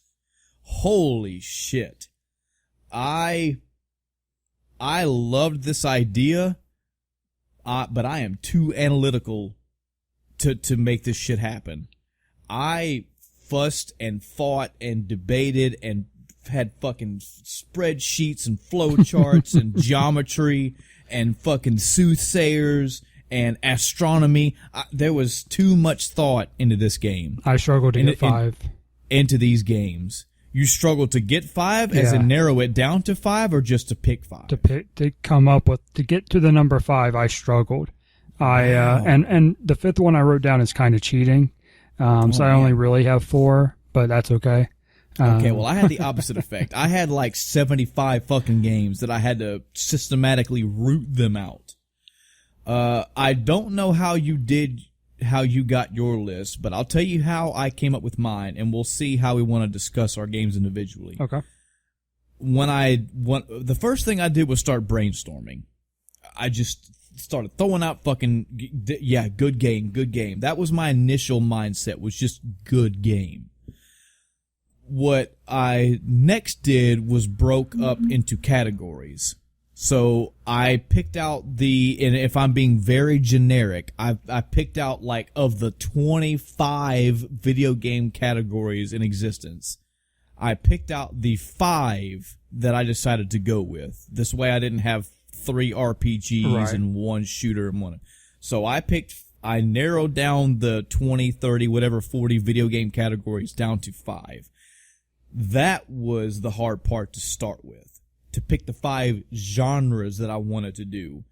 There were some ones that I didn't pick for various reasons, but at the end of the day, I have 1 platformer, 1 first-person shooter, 1 MMORPG, 1 action, and 1 RPG.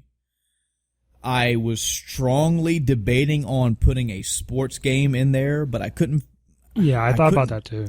I couldn't justify it. Number one, I'm telling you guys, I'm saying this shit off the fucking tongue, but it was with a heavy heart that I made this list.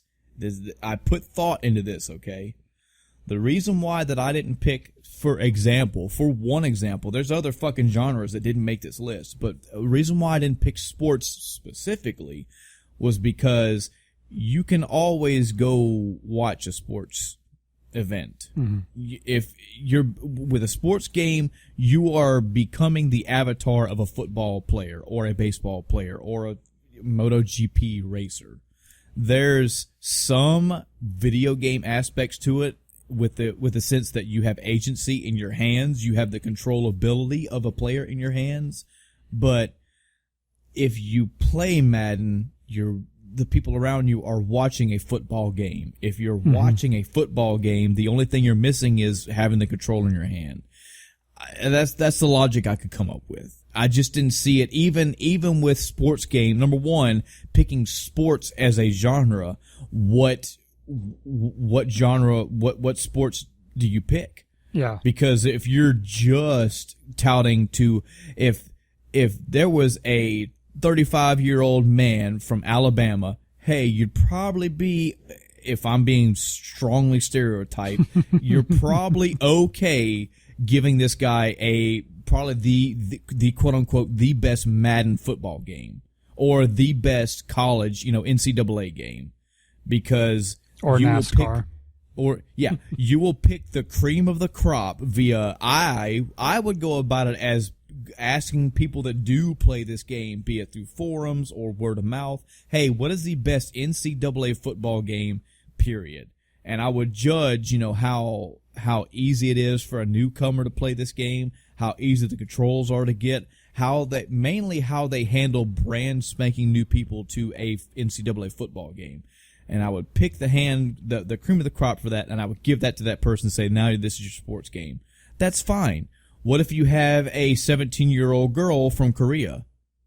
Why the fuck would she want to play a football game? Maybe there's some Korean sport that she would want to play. She'd want to play StarCraft. Duh, of course she would. What if you have a 49-year-old man from Australia? Maybe soccer? I don't know. Probably, yeah. What if you have a 26-year-old girl from Ireland? Who knows? Maybe fucking NCAA maybe it will appeal to her. Maybe she'll fucking play Madden 2007 and be like, fuck yeah, you don't know. So I just washed sports away from the list. Yeah. I'm trying to pull up video game genres right now. I'm sorry I'm talking too much, Chris. If you have any input of how you picked your list, please, while I'm looking this up. So, I think I had a similar approach. I thought about, all right, what games do I want to, throw on this list? So, I got to thinking, okay, what games would I want a non-gamer to play to get into gaming? And the reason I had so much difficulty is because I can give recommendations to a gamer, someone that already is in. I don't have to worry about getting them, keeping them around. They may or may not like my game, but they're still going to game.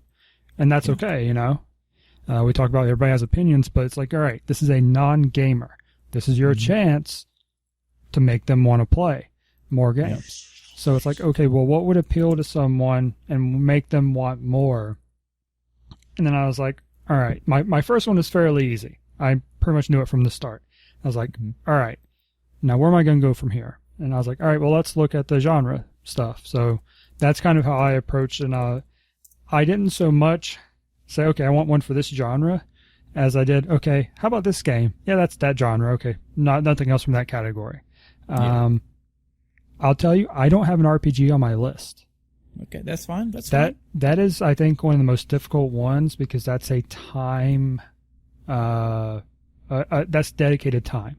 Yeah. You can hop into pretty much any other game on my list and hop right out of it if you don't like it, or if you do like it and you want to play something else, you've gotten the experience. An RPG is a build-up. Yeah. You have to get there, and someone's not going to spend 80 hours, just to try out a game when they're not a gamer. Not usually. Yeah. I'm not going to say it doesn't happen, but not usually. So that's why it's so tough for me, because I was like, all right, I want games that have the most appeal, so they would appeal to the most or the largest audience. Right. And another thing about genres that made me pick the games that I picked, or the genres that I picked, was that if I'm showcasing that I focused in on that word. I don't know if I've mentioned that word to you, but you get the idea. That's what this is. You are showcasing video games as a whole. Hell, if you want to put a mental challenge to it, if you have parents that don't give two shits and a fuck about video games, try to sell video games to your parents. How do you do that? What do you do? There's so many. For me, I say this as maybe as like a side tangent. If you ever want to get somebody into video games, period, show them either trailers or very, very good cutscenes.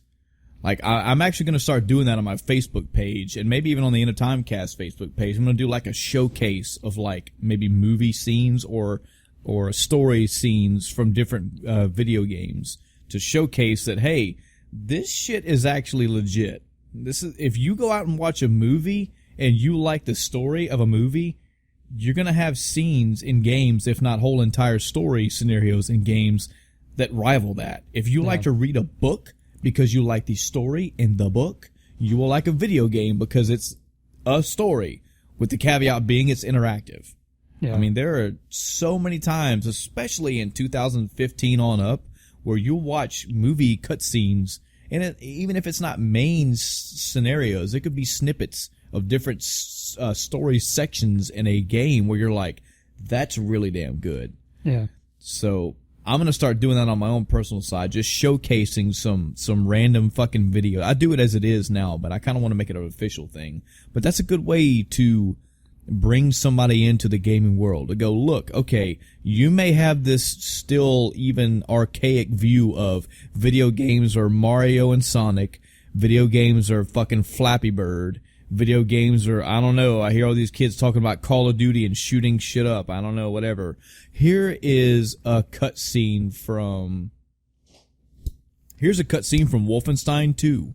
Which shows BJ Blazkowicz having a fucking father-son conversation with, spoiler warning for Wolfenstein 2, having a very heartfelt, emotional conversation with his father, who you found out basically sold out the entirety of the United States to the Germans, and also let his mother get kidnapped and taken away. Like, there is depth in video games. Yeah. And I think especially giving newer age games, when you show that depth to people, yes, even your parents or grandparents or people that just don't care about them, if you can talk to them and you can glean from them, either one, they enjoy books, even if it's rarely, two, they enjoy movies, even if it's rarely, or even TV shows, even if it's rarely. If you can grasp that, okay, this person likes the idea of a story being told to them,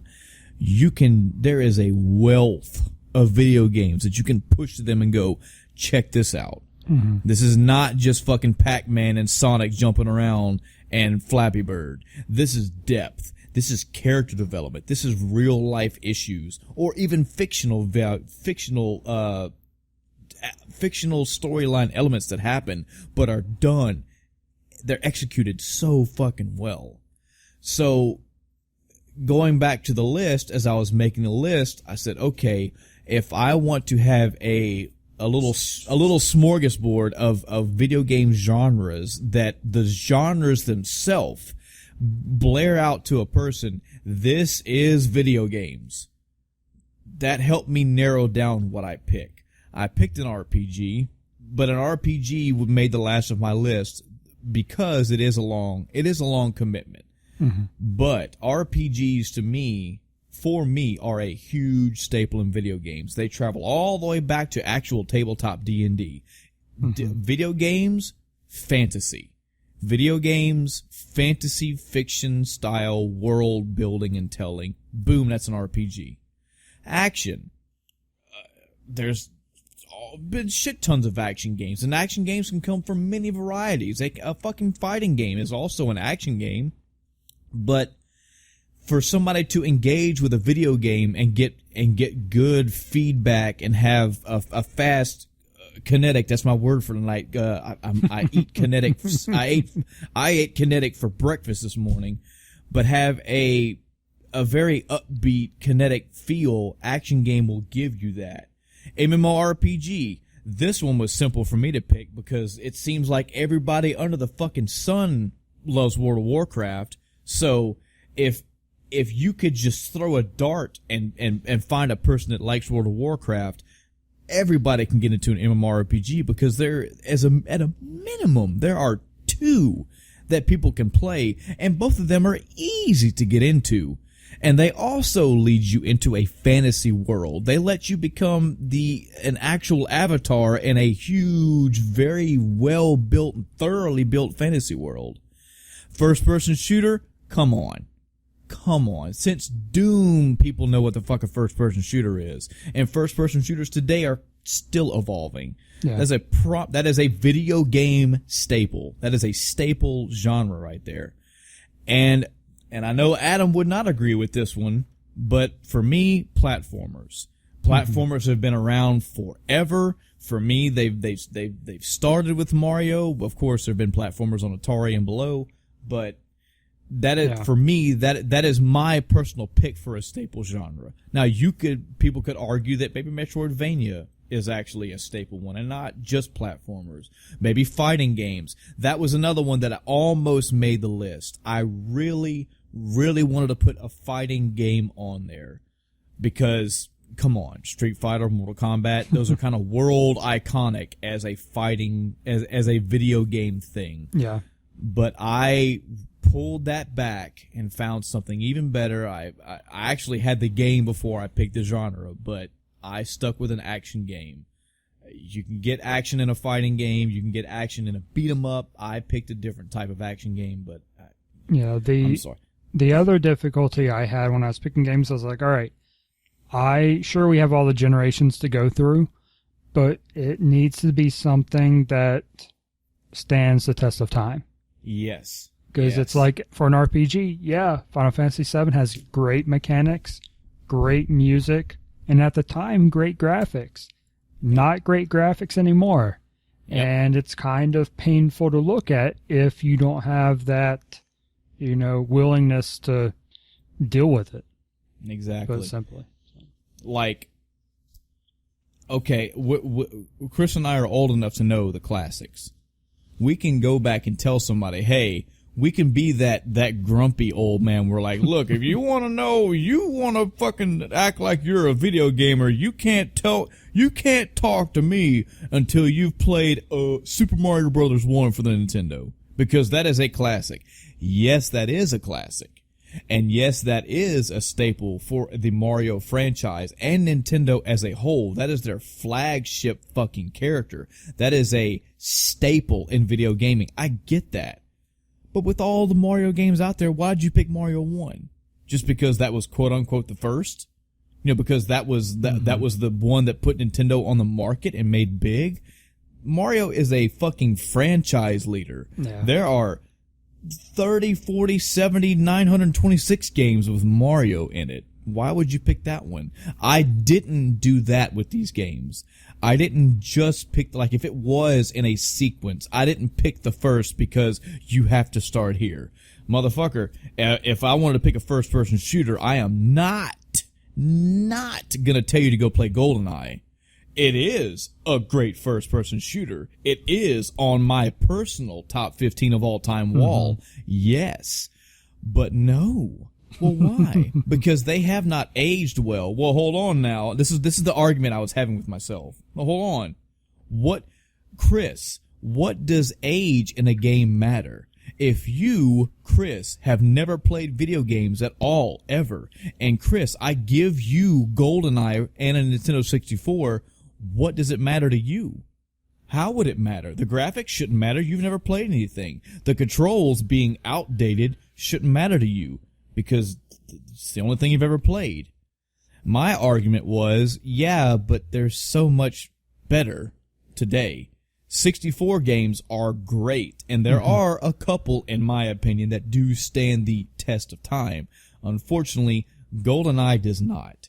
When you put, God, I hate to use this as a reference, but when you put, like, say, Call of Duty Black Ops 2 aside Overwatch, aside Battlefield 3, aside, I don't know, the list goes on.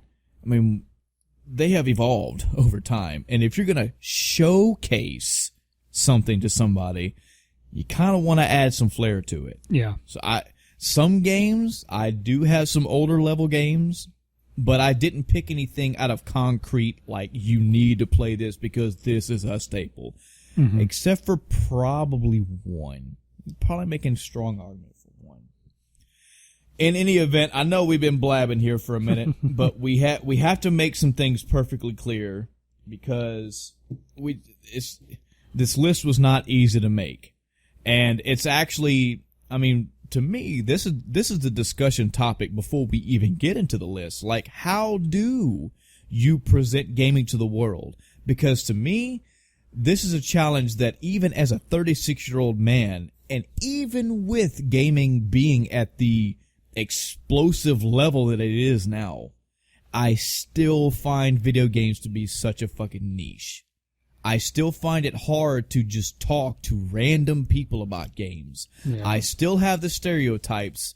I don't know about you, Chris, but I still have the stereotypes of being at work and having a casual conversation at work, actually working and talking with people about different things in life. And it's talking about marriage or talking about work or talking about bills. And it's like when you get to talking about hobbies, it's, you know, I was doing this in my garden, or I went out fishing on this boat, or I was watching this football game, or I was at the shopping mall with so-and-so.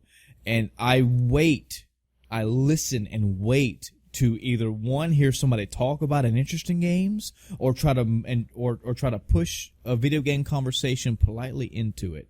And it's usually met with a, you know, I know Mario and Sonic, yeah, and that's it. So this is something where you're trying to push the entire medium and say, hey, I know you're not into gaming.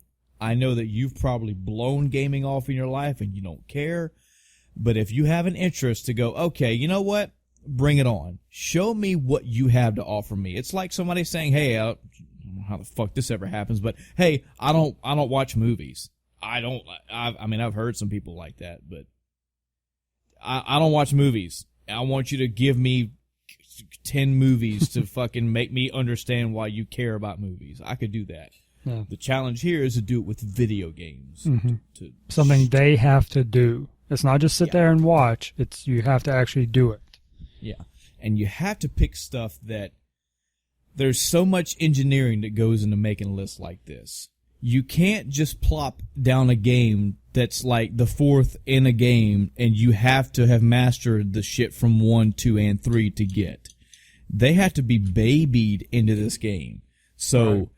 As much as you personally maybe do not, and I'm talking to you, the audience, maybe you don't like hand-holding in a video game, this might be right up their alley. Yeah. Because you, the first-person guy or gal, can pick up Modern Warfare 2 and go, yeah, I don't need your tutorial. And you can get right into the game and put that difficulty up to hard, and you can have a blast. They're going to get this game and go, I don't know what this is in my hand. I have to look down and I have to fucking look at the button on the controller and look up at the screen and go, okay, mash triangle. This is triangle. Got it. You know okay, what? Use this stick to move. Okay, I move. What do? I press it? Oh, he's turning. Okay. That's the level that you have. Go ahead. You just sparked something in my mind. Oh, yeah? With the difficulty things. Mm-hmm. And I don't have any on my list I don't think I have any on my list that this is apply to, but a game that lowers the difficulty, that has a story setting, that would be great. Exactly. As one of them. This is the argument for why, yes, people, even to this day, you still have the tutorial levels in games. Just like this may be the first episode of our podcast you've ever listened to, you may not catch half the shit that we talked about an hour and a half ago. But video games don't treat it that way. They try, and I respect them for trying, to treat everybody as, man, this may be their first time. And that really comes into play here, in this category, in this trial. You're trying to pose video games to somebody, and you don't know their level. If you don't know their level, you want to err on the side of them being new. Because if they don't know what they're doing, you're going to put this to them and say, hey, I want you to make it all the way through Warcraft 3. And they're going to be like, what the fuck? Yeah. Well, how do I move these people around? What am I supposed to be doing? Whereas a game that has, you know, like you said, either a story mode or an extremely basic tutorial. And again, the controller in the hand and looking at that's the level you have to think of. They're like, I've never held this. I've never had this in my hand. I don't even know how to hold it where it's like comfortable to do the shit I'm supposed to do. So they can't see on the screen that it says press X to do this, hold the right trigger, press left on your analog stick, and push the X button. They're looking at all of these buttons in their hand, in the controller, and going, oh shit. And then they have the anxiety behind that of, okay, when this tutorial shit's over, I've got to do all this without that on the screen. I have to remember how to do that with people shooting lasers at me. Oh shit, you know? So a lot of things to come into play that are not just how do I appeal to an audience, but appealing to an audience is the biggest thing. You want this person walking away from these games going, I had fun, I enjoyed it, but at least at a minimum they can go, you know what, I get what gaming is now. Yeah. And hopefully they have a more cultured aspect other than, yeah, Sonic and fucking beep boops, right? You know. So, Chris, if you think we have gushed enough about how we made the list, you want to go ahead and get into the list. Yeah. All right. Do you want to? Obviously, we're going to bounce back and forth. Mm-hmm. I think we'll just fucking go back and forth and talk about our games. And I don't know about you, but mine aren't in any particular order. Yeah, mine aren't either. It's not like these are the top 5. You know, this one's 5, 4, 3, 2, 1, number 1. It's okay. These are 5 games. There's no fucking way. And I will throw this other disclaimer out there. I will wholeheartedly tell you that there are, as I'm looking at this list, there's 5 games on this list. There are 2 games on this list that are not on my top 15 wall of all time. Now, you would think that would be simple. Michael, you've already gone through the 2-year rigmarole out of your own mouth to make a top 15 video game of all time list for your personal opinion. Duh, just pick 5 of those games. It's not that easy. It's not that easy because, again, you have brand spanking new people playing this game.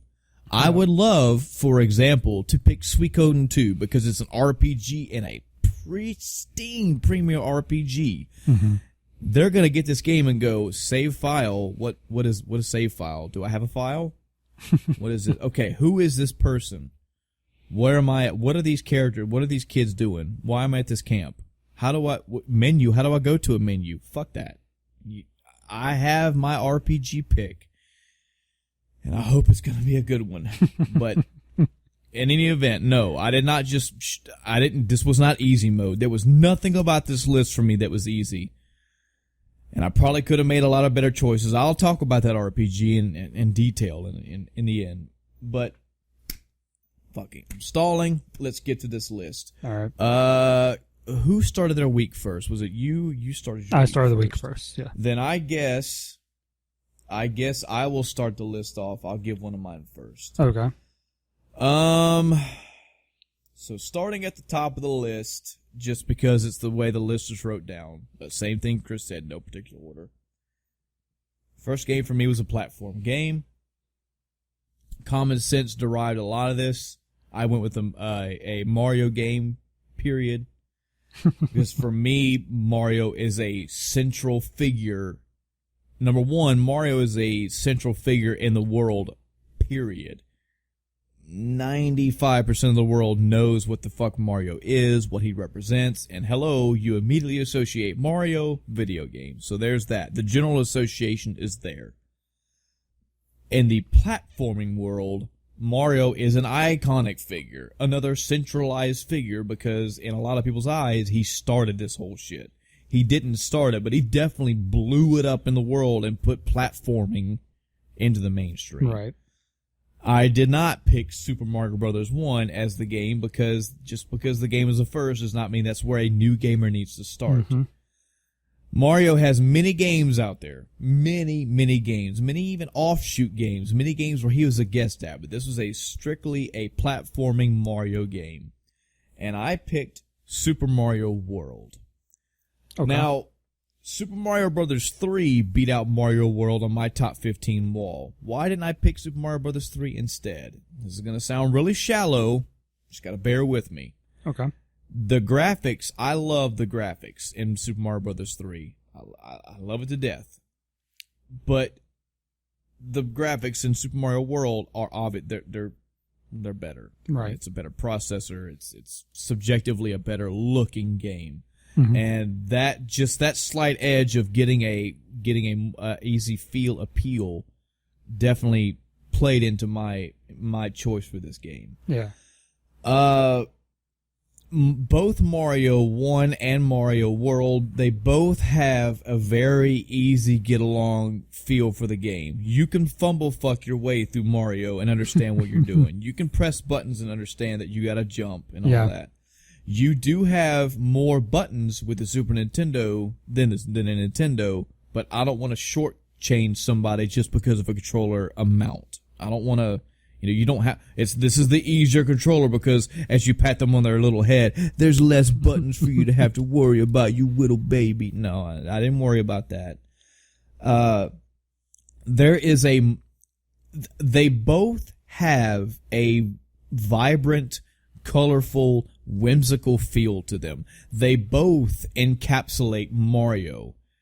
The feel you get when you play a Mario game, the colorful, vibrant, whimsical world. But Super Mario World just paints that world a little better. Mm-hmm. The struggle for me was not picking those two. The struggle for me was picking that one over any other Mario game, like, say, Super Mario 64. Well, why didn't you pick Super Mario 64? That's obviously an evolution in the Mario world. They have 3D gaming now. He has more jumping options, more mobility options. He has more level variety. He has everything in a 3D aspect. And while that's good, as I'm looking at the list, I have at least one other game that has a 3D feel to it. And I don't think the 3D is a necessity given my list. So a 2D keeps things a little bit more simple. There are a lot of power-ups in Mario World that you're going to have to learn how to use. You got to learn how to throw a fireball. You're eventually going to get the cape. Actually, very, very early on, you're going to have to get the cape. You're going to learn how to fly. You're going to have to learn how running is important to you flying. But it still has the general run left to right or right to left, see thing, jump on top of thing, get points, make it to the end of the level, don't fall in pits. I feel like, just like Mario 3, it's going to have, while not a direct, always on the screen tutorial, it has ways of teaching you in that game as you go through. Mm-hmm. Now, what Mario World does have that Mario 3 did not have is they do actually have little tutorial style boxes in that game. So I think there's one for Yoshi. I think there's one for what a halfway checkpoint is. I think there's one for the in-game flagpole. I forget where specifically all they are, but there are systematic little ding boxes that go, hey, this is what this thing does. Mario 3 doesn't have that. That's not a discredit to Mario 3. It's just saying that if you're presenting this to someone that doesn't know video games at all, this has a few of those options. Yeah. So from the graphics to the music to the challenge, the learning curve, the hey, you're actually playing an iconic video game character. This is one of the staples. This is one of the tent poles. The 7 wonders of the world in the video game world. I feel comfortable in hooking up a Super Nintendo and giving a Super Nintendo controller with Mario 1 to them and going, hey, go play, go have fun. Am I confident that they would beat it? Well, I don't know. And that's not exactly the whole point of it. Yeah, it's not necessary. I would want them to, but if everybody has their own curve, everybody's going to have their own learning level. If they get to a point where, like in level 4, they just say, fuck it, don't want to pressure them. Nobody pressured me to play video games. Nobody pressured me to beat them. I got desire to beat games from either one, personal, either confronting a game and seeing the challenge and overcoming it, or knowing people that did play the game and got better and wanted to be like them or better than them, like, our cousin or whatever. But I don't think I think there are some of the games on my list that you're gonna want to, because you're gonna want to know where the story goes. But right. Super Mario World, no, you don't have to beat it. I would hope that you would at least get far enough to where you've went to all the different worlds, because I kind of want you to know what it's like to be in a world where you're in a level to where your running is governed by ice. You know, you need to know what it's like to go running and go, oh shit, I just slid straight off a cliff. You know, I was in a level to where the level was constantly moving and I had no retreat. I could not go back. I was constantly pressed forward. I always had to go forward. The frustration of water levels. Exactly. Go through a level and see what it's like to have to deal with swimming and what things change in a video game or in a water level in Mario World when you pick something up. Like there's different ways you have different ways to maneuver when you're in a water level. Another thing that was a big choice for me, a big conflict was, and I mean, I think we've mentioned this on another episode, but if you have not seen the YouTube personality Ego Raptor, if you have not seen his, I think he has 4 total, but specifically, if you have not seen his Legend of Zelda and Mega Man X sequelitis episodes, I'll say this again so you go look this up. It's Ego Raptor, one word, sequelitis, so sequel and an itis after it, Legend of Zelda and Mega Man X. He breaks down what everybody knew about Mega Man X, and even if you didn't, you need to just get it in your head that Mega Man X did a extremely good job of teaching you how to play that game. And a lot of games are designed this way, even if you don't know it. You, as an older gamer, or as somebody that's played a lot of video games, you don't see a lot of teaching aspects in games because you're already playing them. You're already good at them. If you were to play Mega Man 1, you may have to be taught how to do it. And, you know, you will see the challenges put forth in front of you and you will overcome them. But when you go play Mega Man X, you're like, oh yeah, you run, you shoot. You jump and shoot. That's what it is. But Mega Man X, specifically as one example in the sea of tutorial style games, or designed by theme games, does a really good job of taking somebody that would not say have ever played a Mega Man game and plopping them down and say, hey, go. The reason why I didn't pick Mega Man X, and I was strongly considering it, was because Mega Man for me is an action genre, and I already have an action game, and I would definitely put it above Mega Man X. If not, I tell you what, they are at the same fucking dinner table for damn sure. But so for my first game of my top 5 games to recommend to somebody that when you're as showcasing video games, I picked Super Mario World for the Super Nintendo as a platform game. Chris, give me a game. So now that I look at it, I technically have 2 cheating answers because my first one was Super Mario blank. Oh, you disqualified. Yeah, I really thought about World, but I was like, maybe we do need some 3D in there. I was like, all right, not something like Odyssey, even though it's new, it's a good game. But I think the controls might be too intimidating. There might be too much to do. That's why I didn't pick, like, say, Super Mario Galaxy. It's beautiful, and I had fun with it, but that Wii control and that analog at the same time, I didn't feel comfortable. See, I kind of was thinking about Galaxy 2. Not Galaxy 2 as in the sequel, but Galaxy also. Because it's a little bit less complex, and I'll tell you this, I don't remember a whole lot about the controls, but I know I didn't do everything you could do with your character, and I still played it okay.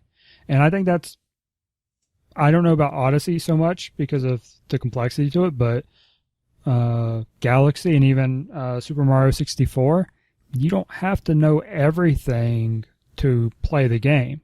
You may have select areas where you need to know certain, moves and whatnot.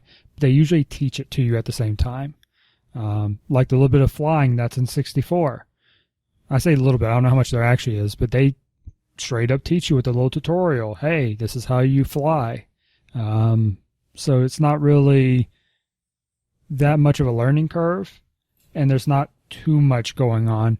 The only thing I hesitate about the 64 is actually the controller, because that controller has a lot going on. And yeah, it's not a comfortable controller either. Yeah.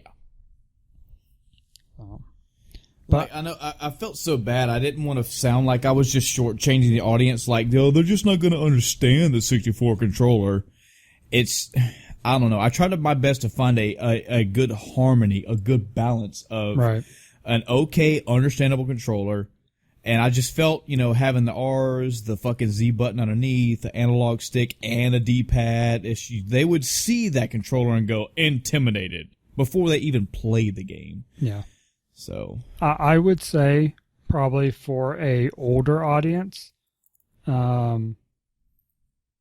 would go with World, a 2D game. Yeah. But if it was a younger audience, I would probably go with a 3D one. Yeah. Because I think the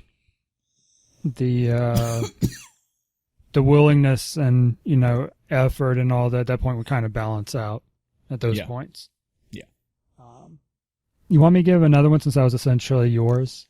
No, you Okay. just disqualified yourself. So now that's going to be it for tonight, folks. So you can send us an email. No, you've got 4 more. I'll just go take a nap.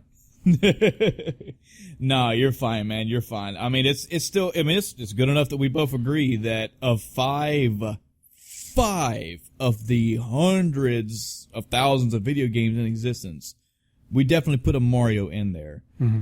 I mean, and yeah, even if it's, okay, yours is cheating because you picked Super Mario blank. Yeah. We could both be cheating because we're just using name value. And I'm fine with that. People need to know why Mario is such a staple. Why is Mario in your face all the time? Why do you see him on lunchboxes and cereal and commercials? And why are you constantly hearing about the Switch and the Wii and your grandmother bought fucking Wii Sports Resort. Why? There's a Mario character. What's the fucking deal with Mario?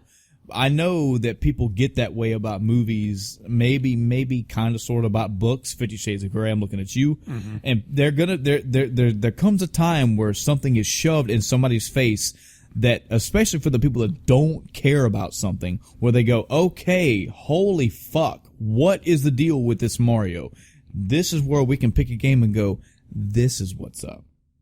You tone yourself down, calm down, and play this, and then you'll understand. And hopefully, even if they're not head over heels, even if you don't convert them into a quote-unquote video gamer, they can at least play Mario World and go, okay, I get it. I understand it now. While I don't love it, I understand it now.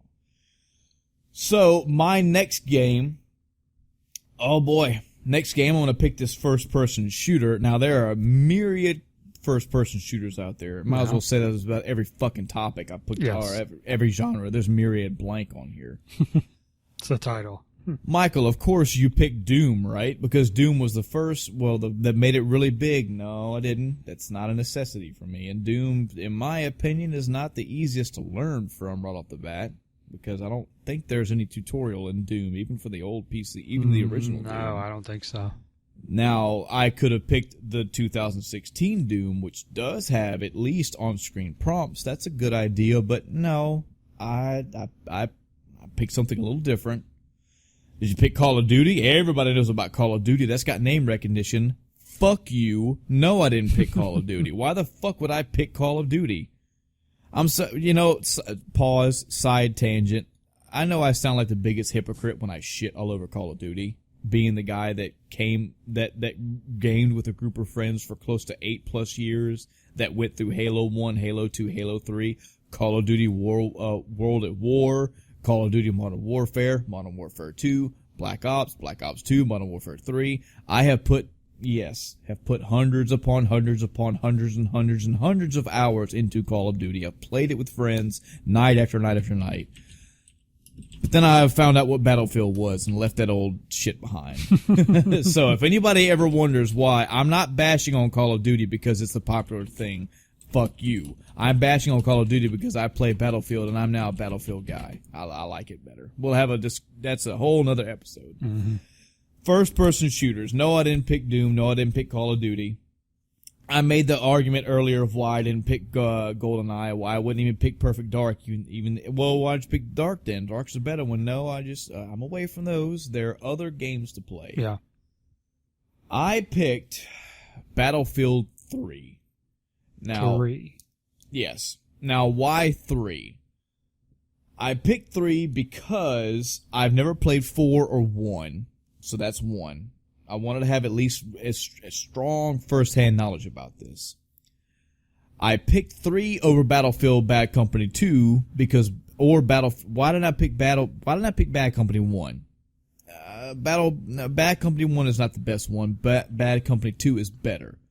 Why didn't you pick Bad Company 2? Because Battlefield 3 came along and put aerial combat in there, and that's where I stopped the buck. Battlefield 3 has a lot, and this is for the first person shooter genre.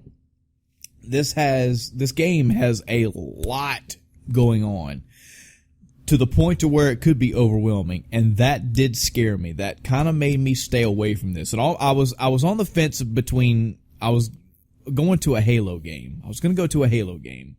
I was going to go all the way back to Halo 1. The reason why I didn't and why I stuck with Battlefield 3 is because while all the aspects that make Battlefield 3 multiplayer were blowing my mind, I'm like, holy shit, you got to explain weapons to them. They have to know the differences between all the types of weapons.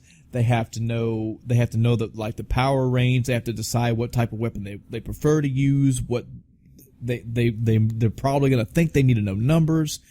There's different vehicles. They got to learn ground vehicle driving. They got to learn aerial combat. They got on and on and on and on. And I said, stop. There is a single player campaign in Battlefield 3, just like many first person shooters for the past decade or more, couple decades, that baby you through, just like you said earlier, have a story mode or an extreme beginner mode that teach you all you need to know to the basics. They will teach you how to look left or right. Fuck, I remember playing Halo 1 and him going, hey, look at that light to the left. Look at that light to the right. Remember that every shit. game. Exactly, and that's all the way up to the newer games. Battlefield 3 is the latest Battlefield that I have context for. So the tutorial aspect is there. The new player scare for me is okay. It may not be the best. They're going to be shaky about it. They're definitely not going to fucking blow the boats out of the water when it comes to multiplayer, but they at least have a way in game to be taught everything they need to know if they decide to go to multiplayer. And I would encourage them to go to multiplayer because that is where the first person life is. That is where the first person shooter fun can be found. The campaigns and games are good, and I respect them. I play them, and I like them for what they are. But let's be real. You don't play Street Fighter by yourself forever. Yeah. You don't play fucking first person shooters by yourself. Battlefield 3 has a pretty good I'm assuming it's still up. It had a very good netcode. It had a very good matchmaking system. It has a huge variety of things to do. You can have ground combat. You can have aerial combat. You can have on-foot combat. You can shoot stuff, or you can do actual objectives. There's lots of game varieties to play. This is a go, go, go. You are in the big leagues now shooter for them to play. It would seem overwhelming, and it may be overwhelming, but if they want to know what the first-person shooter world is like, I'm going to pick a Battlefield game for them to go for, and this is the one I'm going to pick. That's the really best I can say about it. I will admit it is a personal preference pick. I also thought about picking Overwatch, because Overwatch technically is a first-person shooter. And oh shit, a fucking Titanfall's about to fall on my house. Holy shit. There's another one. I could have picked Titanfall. Which would be another good one. But again, the fact that there's so many ways of combat in Battlefield 3, I think it's a good mixture of, hey, video games, first person shooters, here you go. Call of Duty? No, not Call of Duty. Battlefield. Here's why, you'll understand. So that's what I picked for my next one. All right. So since you went to FPS, I'll talk about FPS too. I didn't go with Battlefield, mainly because I don't have a lot of Battlefield experience. Mm-hmm. I have a little bit of Call of Duty, but when I got to thinking about FPS, because this is one I did category first, Mario was easy, I was like, all right, that's a platformer, so I'll move on and focus on categories now. I was like, all right, FPS. Call of Duty, everybody knows it. May have a, mixed reaction to it. My number one reason for not going with Call of Duty or Battlefield, aside from my limited experience, is that it's less forgiving. And what I mean by that is you take damage, you die pretty quick. So I was like, all right, let me think about FPSs. And of course, in multiplayer, you can't change that. In single player, sure, you can lower the difficulty.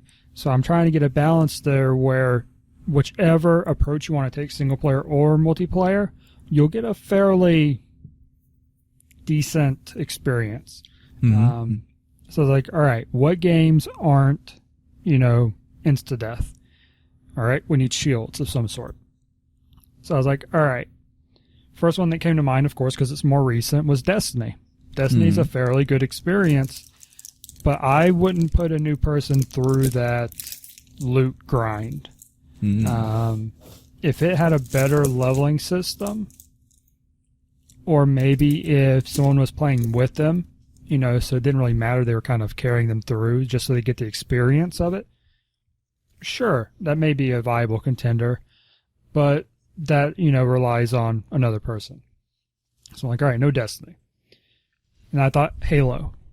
And I ultimately went with Halo, but I was like, all right, well, a Halo game is good. You have shields. It's not overly complicated. And as I thought about it, I was like, okay, if I'm not going with overly complicated, that immediately dismisses 5.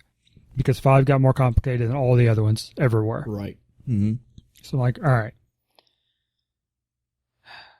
It's like, well, you really should start at the beginning for the story so you know what's going on and all that. But...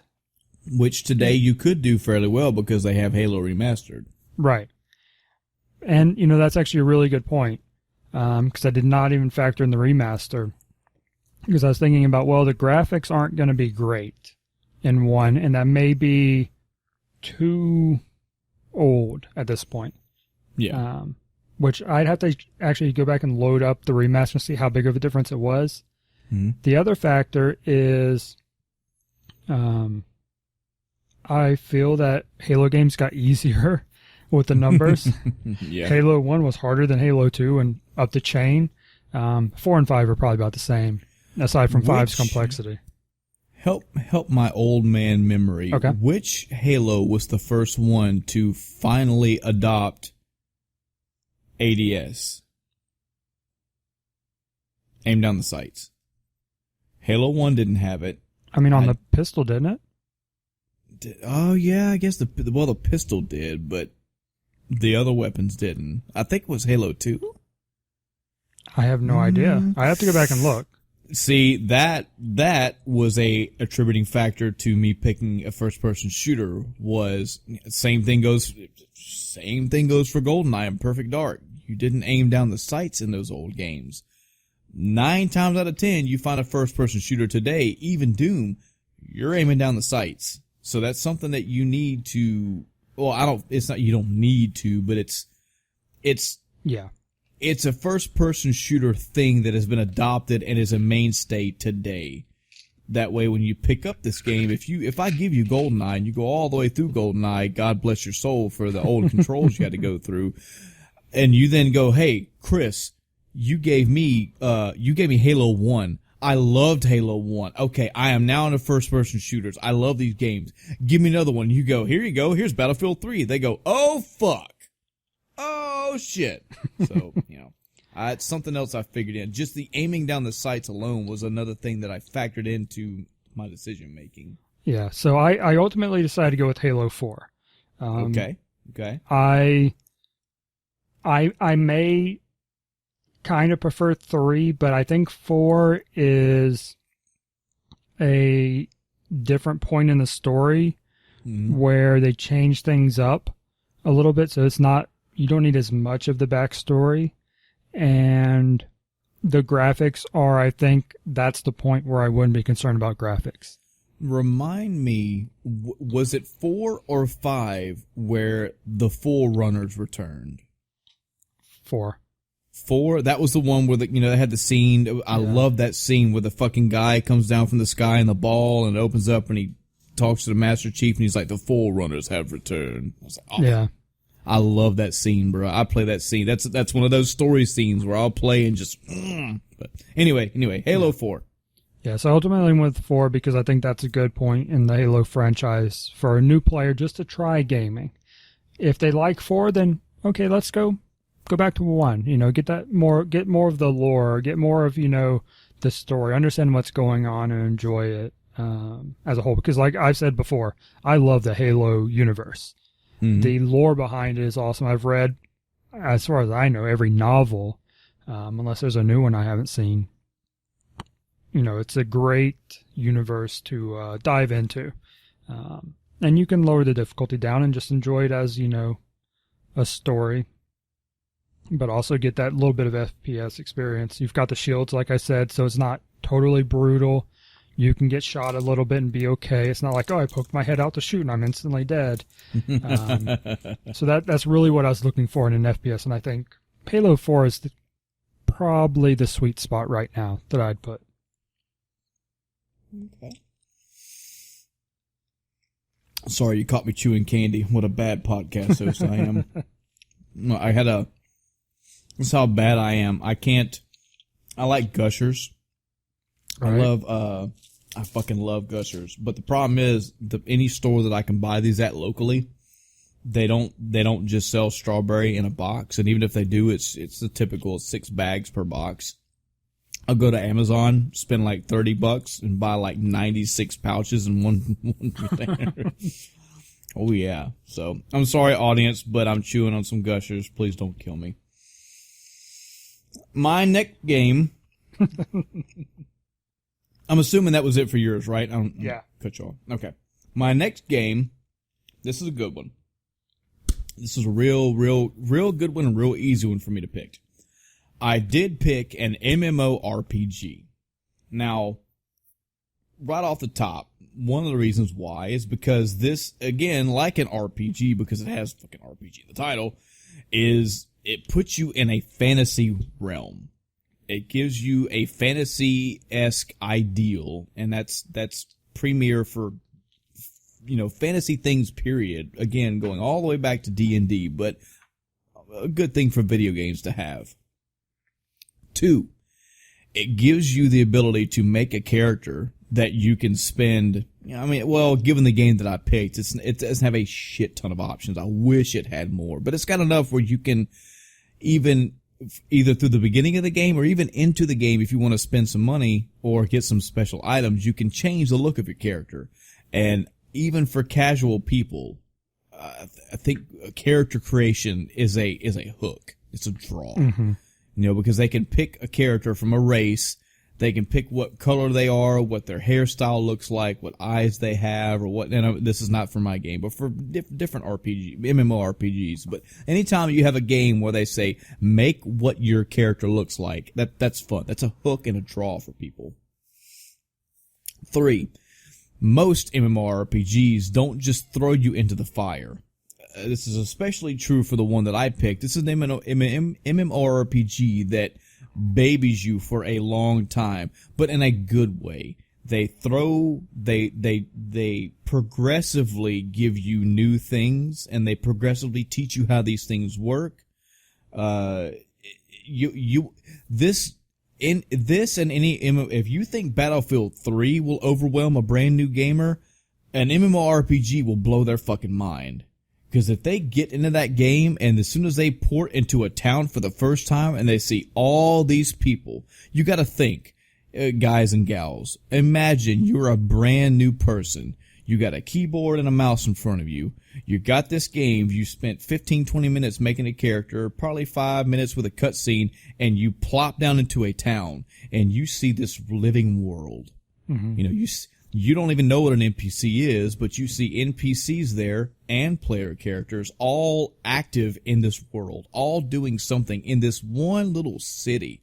Imagine it blows my mind thinking what a new gamer goes through when they plop down into a town for the first time. They see characters flying all over the place. They see characters what look like they're emoting or talking to each other. They see, depending on what game it is and what town you're in, you probably see flying things going by or people riding on things. You may see like emotes.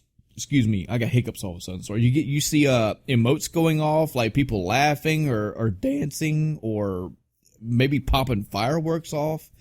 There is a huge living world for a new player to get into right off the bat. And I think all of that will appeal and awe, and it'll scare you. It will probably scare them too, because again, if you're in a town, that's a town, and maybe in a city that's maybe on a continent of an entire world. I mean, the bigger this game gets, it will blow a new person's mind. So for an MMORPG, this is kind of a no-brainer for Chris and I both. I mean, for him to understand anyway. I picked Final Fantasy XIV.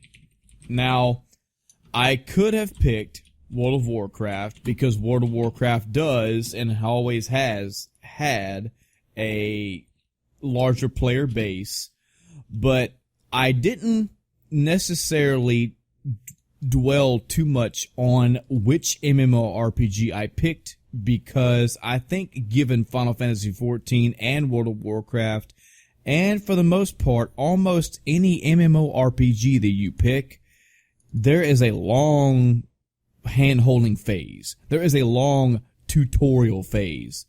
These games are catered and designed for the masses. No. They want the 80-year-old grandmother. They want the 16-year-old girl in Thailand. They want the one light that I always see in Africa. That's so fucking hilarious to me. On the world map, I don't know if you've seen that, Chris, but the world map will have dots all over the place to light up, and I swear for the longest time there was one in Africa. And I was like, I want to meet you. I want to meet you and shake your fucking hand, dude. Hell yeah. Holding that game up. But I digress. MMORPGs are not just people massively getting together and LARPing as fucking Dungeons and Dragons characters. These games are designed to appeal to everybody. They want large numbers, and they are designed as a video game to go, oh, you've never played World of Warcraft, or you've never played Final Fantasy VII, or you've never played Wild Arms, or you've never played Suikoden. That's okay. Come on in here. I'll teach you everything you need to know. And not only do I have in-game tutorials, I have shit to make the game easy while you're playing it. The level of ease to get into these games are incredible. Now, I don't know how harder or easier it is to get into and continue to play World of Warcraft as opposed to Final Fantasy XIV because I haven't played World of Warcraft. If I had, I could probably make a strong case for either one of those two. I could have probably picked either one of those two because the fucking numbers in World of Warcraft speak for the game in and of itself. It has millions, like 7-8 million people played that game at a point, and 4, 5, or 6 million have played Final Fantasy VII at a point. Either way, 14. This is 14. Yeah, sorry. This and why did I not pick Final Fantasy XI? Because currently Final Fantasy XI is kind of going defunct to the wayside, and this is just me being shallow, but it's more upgraded graphics. There's more engines involved. There's more things in Final Fantasy XIV that is not shitting on. It's not shitting on World of Warcraft. It's not shitting on EverQuest. It's not shitting on Final Fantasy XI. It's not shitting on Black Desert or who knows whatever MMORPG there is right now. I have first-hand knowledge of 14, and I know from start to finish that it is a game that anybody can get into. My wife, who doesn't play video games, is now a fucking raid leader in Final Fantasy 14. She has my raid now and plays it often. So that's just one example of a person in my personal knowledge who was like, I don't play games. And they go, yeah, I can do it. I can do all of it. So from the fantasy aspect to the ease to get into, to the make your own character, have your own personal avatar, to the broad, expansive story that it encompasses, to the hours upon hours of possible enjoyment and entertainment that they will get, to difficulty may or may not even really being a factor, to them having other options if they want something more difficult in the same game. I think an MMORPG is a good place, a good massive encompassing, hey, any fucking body can come here and do this game. And that one was my pick. Okay. I can see that. You know, I didn't even consider MMOs when I was making the list because that's typically not something I even think about as a genre. You know, I just think about RPGs. Yeah. But you are absolutely right that MMOs hold your hand. Mm-hmm. And the other part of that is you don't have to have that time sink like other RPGs either. Right. Yes, it has a story, but that's not necessarily what you're playing for. You may just play and you like the mechanics of it, or the mechanics of it are enough to get you that, you know, hook into gaming, which is the whole point of it, you know, the list. You may play Final Fantasy 14 and have played that game for 400 hours, and you could have spent 23 doing the story, and the rest you spent fishing. Yeah. Fishing could be your hook in that game, and I would be like, hey man, cool. You played the game, that's fine by me. I bet you're a fucking master fisherman, and I could talk to you about every aspect about fishing. Mm-hmm. Cool. You know, you don't have to go be a fucking world first raid leader to have fun in an MMORPG. I know people that play I know people that get the game, they'll get the expansions, they play through all the content, and they drop the game. Hey, that's cool. You got your entertainment out of it. I don't think you should pay a subscription fee for doing that because you just play the main story. But hey, you played it, and you got entertainment out of it. Right. All right, so since I don't have an MMO or even an RPG on my list, I'm going to go with my other cheat entry. Okay. And that is mobile games. Now, that is a all-encompassing term. Now, here's why I did it. So, you have, first off, you can find a game of just about any type for free. So, you can introduce, you know, this person into a variety of genres and cost nothing, but they're also usually toned down versions, so you lose some of the complexity. You're like, all right, here's a simple, you know, tap the screen game where it may be an RPG, and you just tap the screen to do your thing, or maybe it fights for you, so you're not even giving commands. Mm-hmm. But it's enough to go, hey, I have a character that's progressing. That's cool. I want one that gives me more control. Okay, let's go talk about console RPGs now. You know, it can be that hook into just about any genre, like I said. You know, some of them aren't going to be that good, like FPS is rough on a mobile device. But you can pretty much get the more story-based, you know, a little bit of action. You can get some platforming easily enough to kind of get that hook. And then you can go into the other ones, you know, on a console to get even further. It's just there's so many options, and like I said, this list was hard for me to make because there aren't, in my mind, a ton of games that are super easy for someone to get into that's never gamed before. Yeah. It's usually... This is true. It's usually, all right, you know RPGs, here's another RPG. But if you never played RPGs, you may not have, you know, as good of a time. Mm-hmm.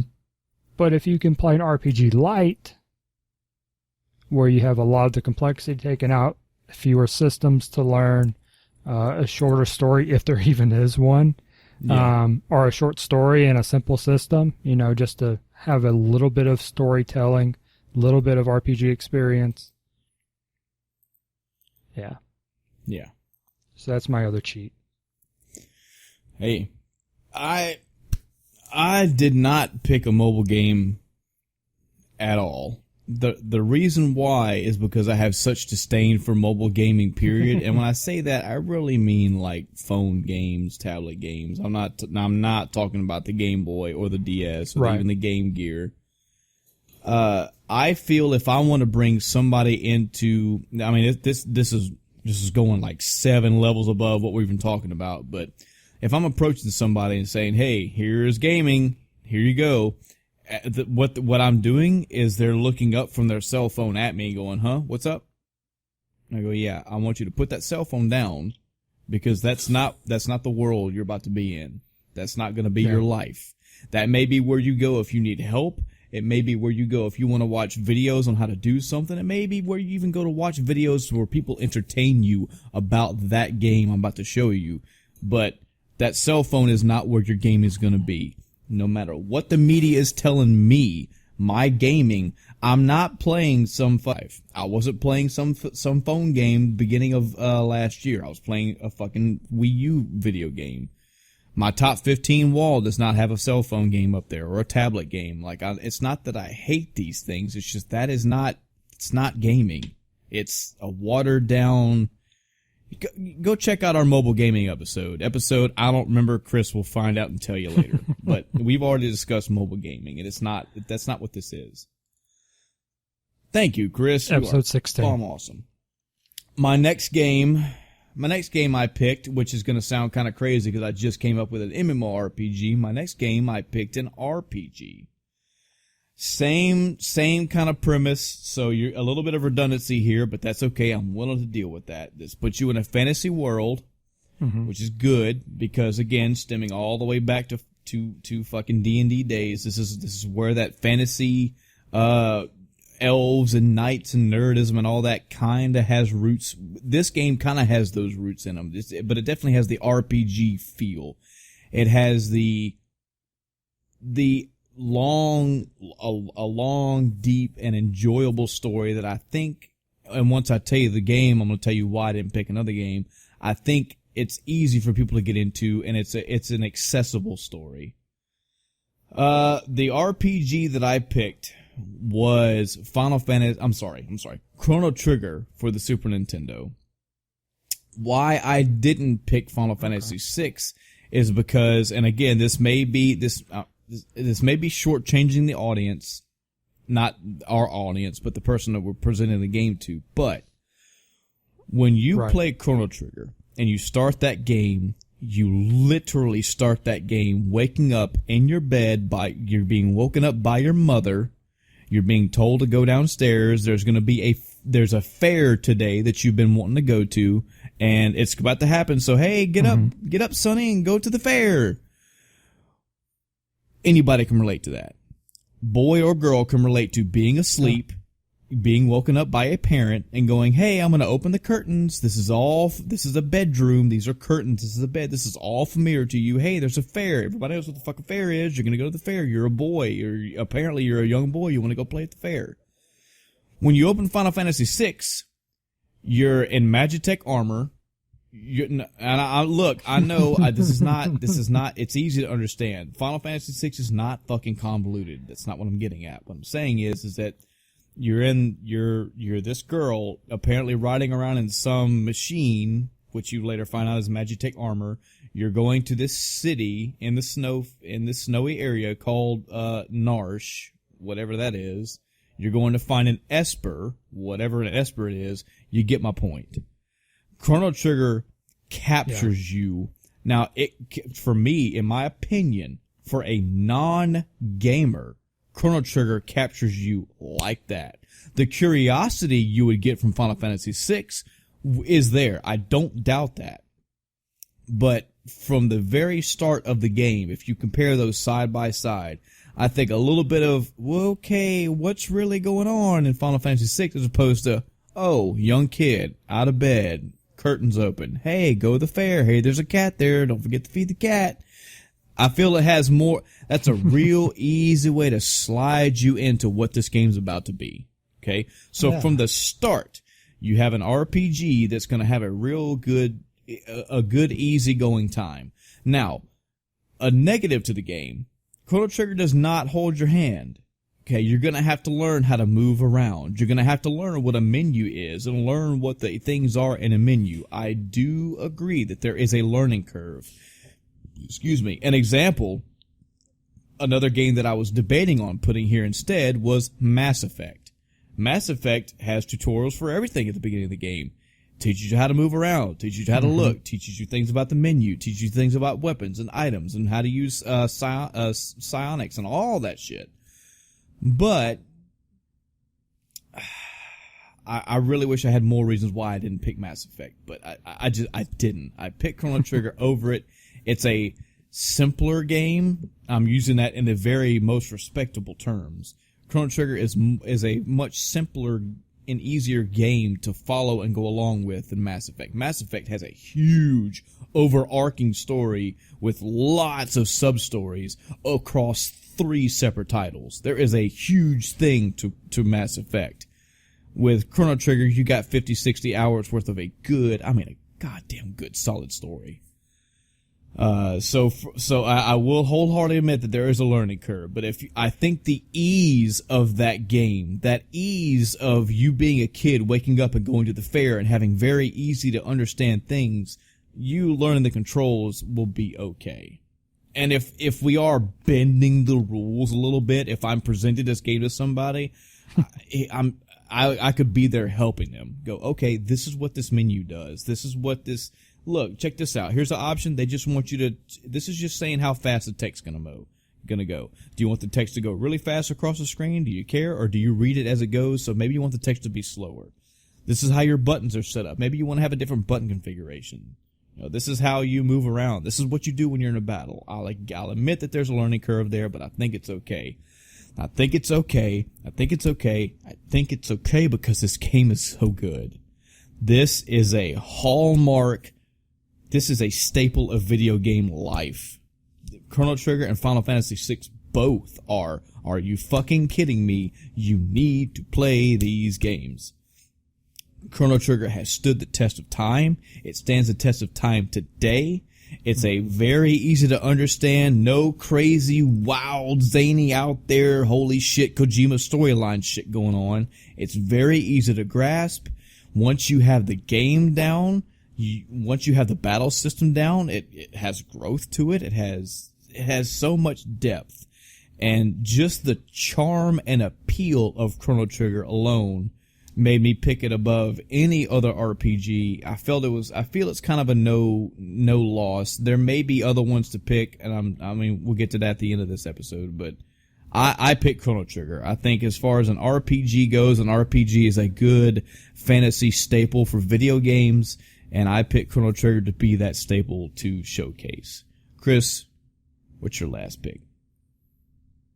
You mean my 4th pick? Oh yeah, that's right, because I'm the last one. Shit. What's your 4th pick then?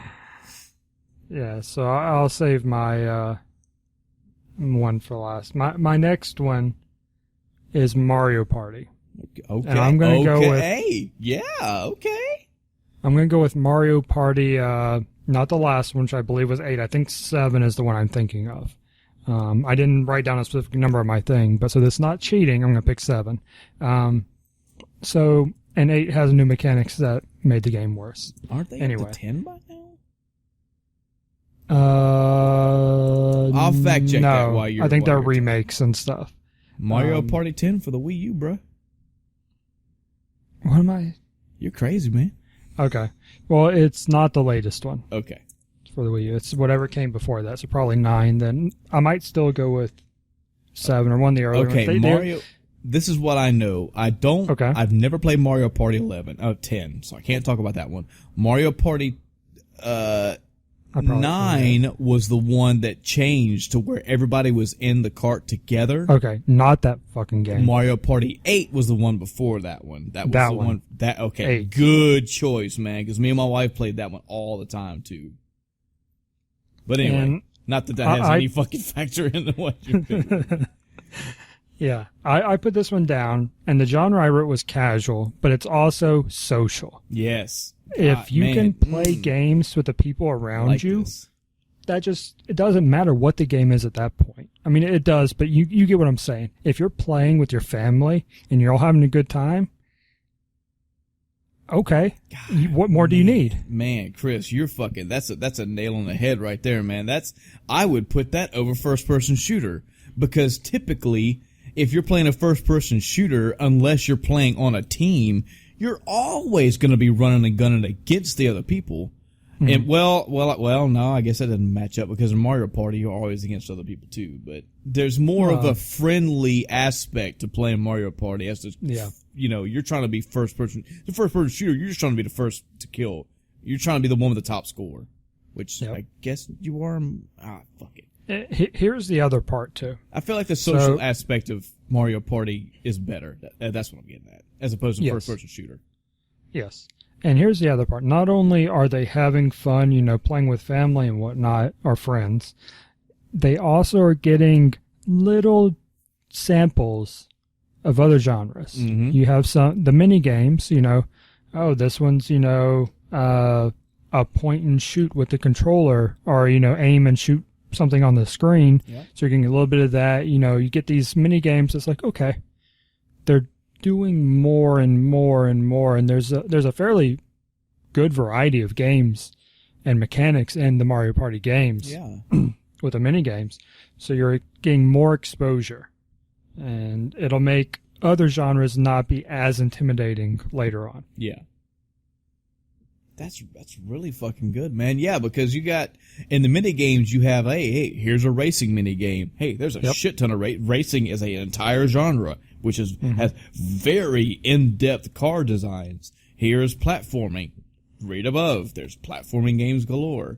Here's puzzle-style games. And puzzle games was also another genre that I skipped over, only because I know almost everybody plays puzzle games on their phone as it is. So, but yeah, I dig that. I dig that a lot. That's actually a really good choice. Was that all you were going to say about that one? Yeah, I don't know how much I can add to that. No, I mean, it's solid. It's really social, and that little bit of moving into the other genres. The fact that it is social, and it in a positive way, it's very casual. It's a very catch-all game. I mean, that's all. You can pick it up for a little bit of time. You can play a 10-round thing, or I think even like 5. Exactly. Like, I would.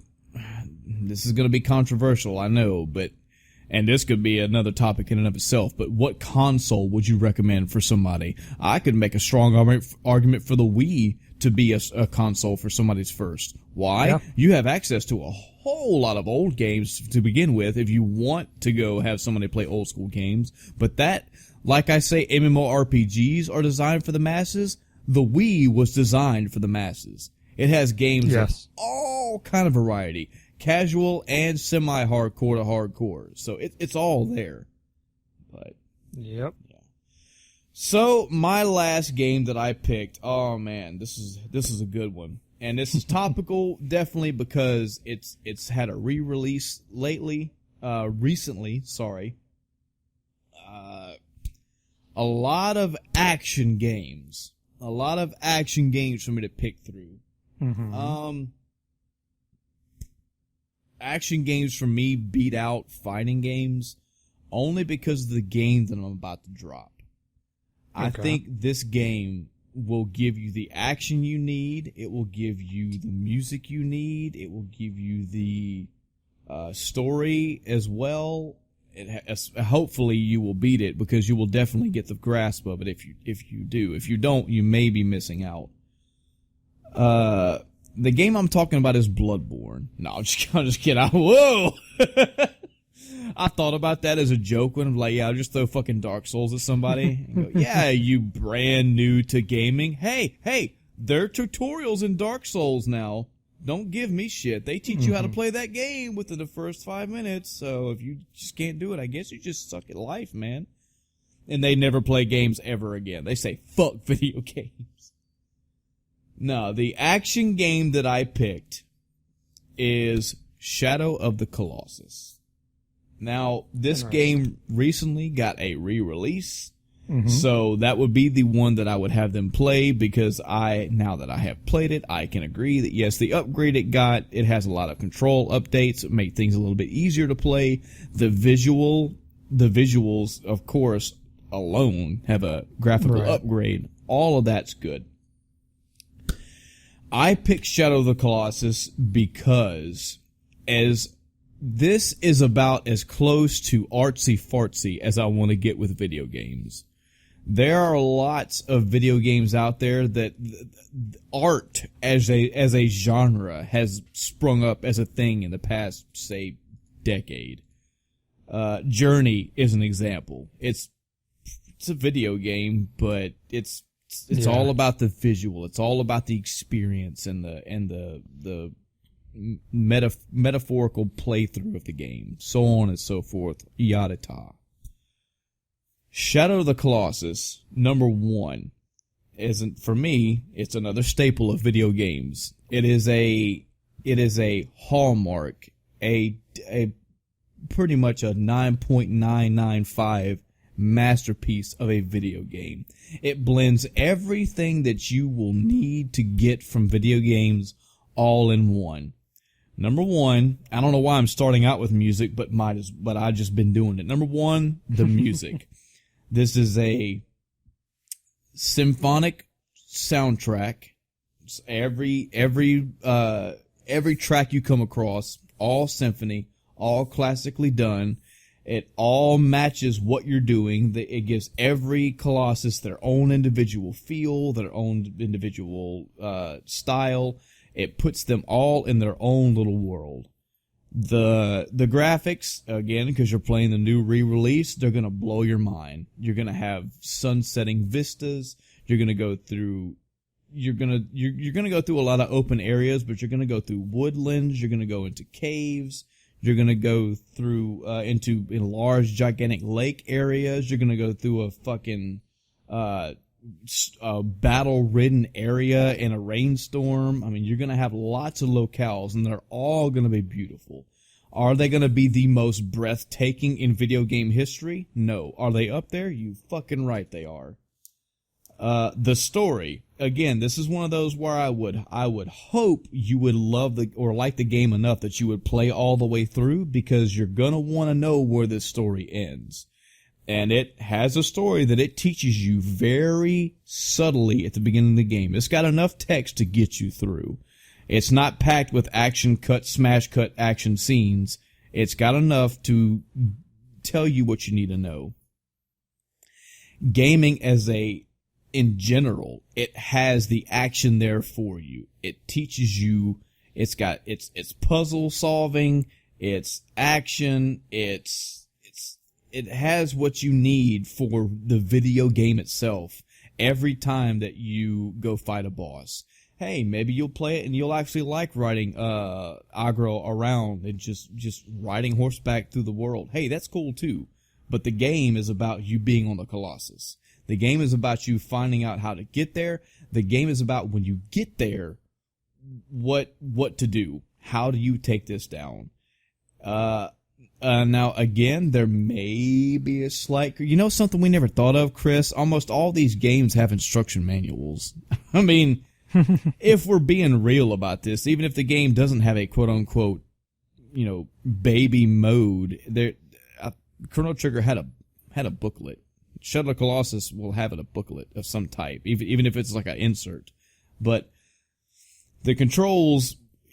you just need to get through that hump. I would encourage you to get over the hump of those controls and learn them, because once you get to your first Colossus, that's going to be it. If you make it past that first Colossus and go, yeah, this was stupid, man, you should give me this list back, give me all these games back, and go, hey, this is not for you. I'm sorry. There's so much about this game that appeals to a gamer as a whole. It's a nice package all together, and as something that you can present to somebody that you want to go, these are powerful things. These are moving pieces of media. Here you go. That I just see somebody getting on aggro and running around and seeing, like, the sun shining through the trees, or riding across like a desert area, and the wind whipping through the hair, and the music playing, and just seeing a fucking Colossus come out of the ground for the first time. It's all that you have to go, wow, whoa, that's cool. I feel a lot of that you would get from playing Shadow of the Colossus. I picked that as my action game, and yeah, I feel pretty confident. Again, my list wasn't, and I'm sure Chris wasn't either. This list was not fucking easy to make. I literally thought this was gonna be, not literally, I actually thought this was gonna be like a 5-10 minute pistol whip list, but when I sat down and started weighing genres against each other and weighing games against each other, I was like, oh, Jesus Christ, this is not. Yeah, I had to cheat. The fuck have I done to myself? But I feel confident that with my games, somebody can get a very strong grasp of what video gaming is, and hopefully they will have enough entertainment to have at least a better understanding, a very strong cursory understanding of what video gaming is. Chris, I think I've got it right this time. What's your last game? So this one, I may or may not have should put it on the list. It's very sink or swim, I think. Mm-hmm. It's an action, adventure, whatever you want to call it. Assassin's Creed Black Flag. Oh. Ooh, yeah.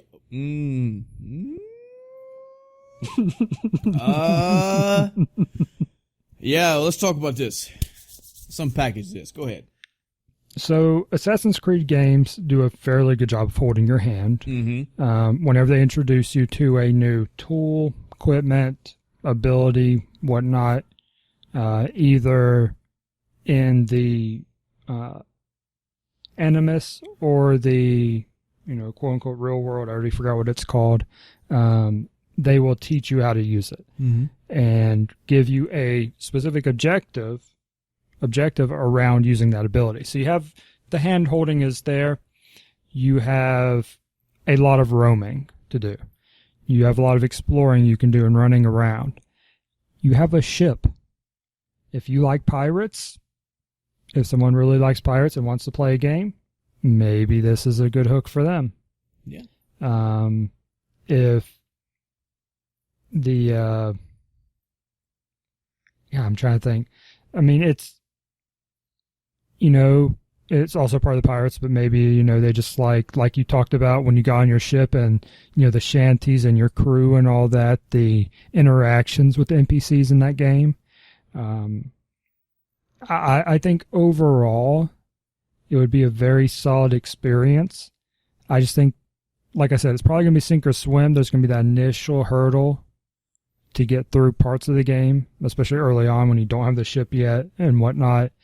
But I think once you get the ship, start cruising around, just explore, and have that freedom to do all these kind of things, I think it's a pretty good hook.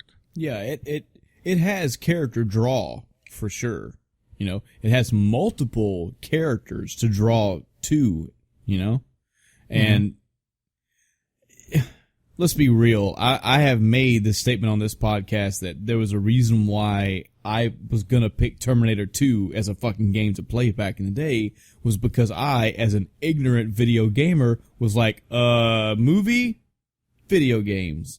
This could be a very loose way for you to be like, hey, pirates. Okay? Yeah. Have you even heard of Pirates of the Caribbean? Yeah, that's pretty good. Hey, if you want to know how that shit was done right, here you go. Play as one. Play as one better than Jack Sparrow. It's a bold statement. I make it.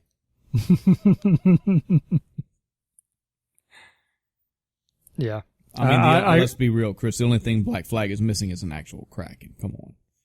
And a, octopus face man. And Okay, there's a lot it's missing, but you get my point. Black Flag all the way. Huh.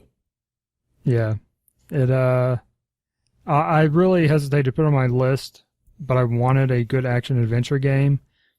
But there's not a whole lot of them that I would be okay with throwing a completely new player in and expecting them to stick with it and want to keep playing afterwards. See, this is another one of the debating topics that I actually scrapped this whole entire idea.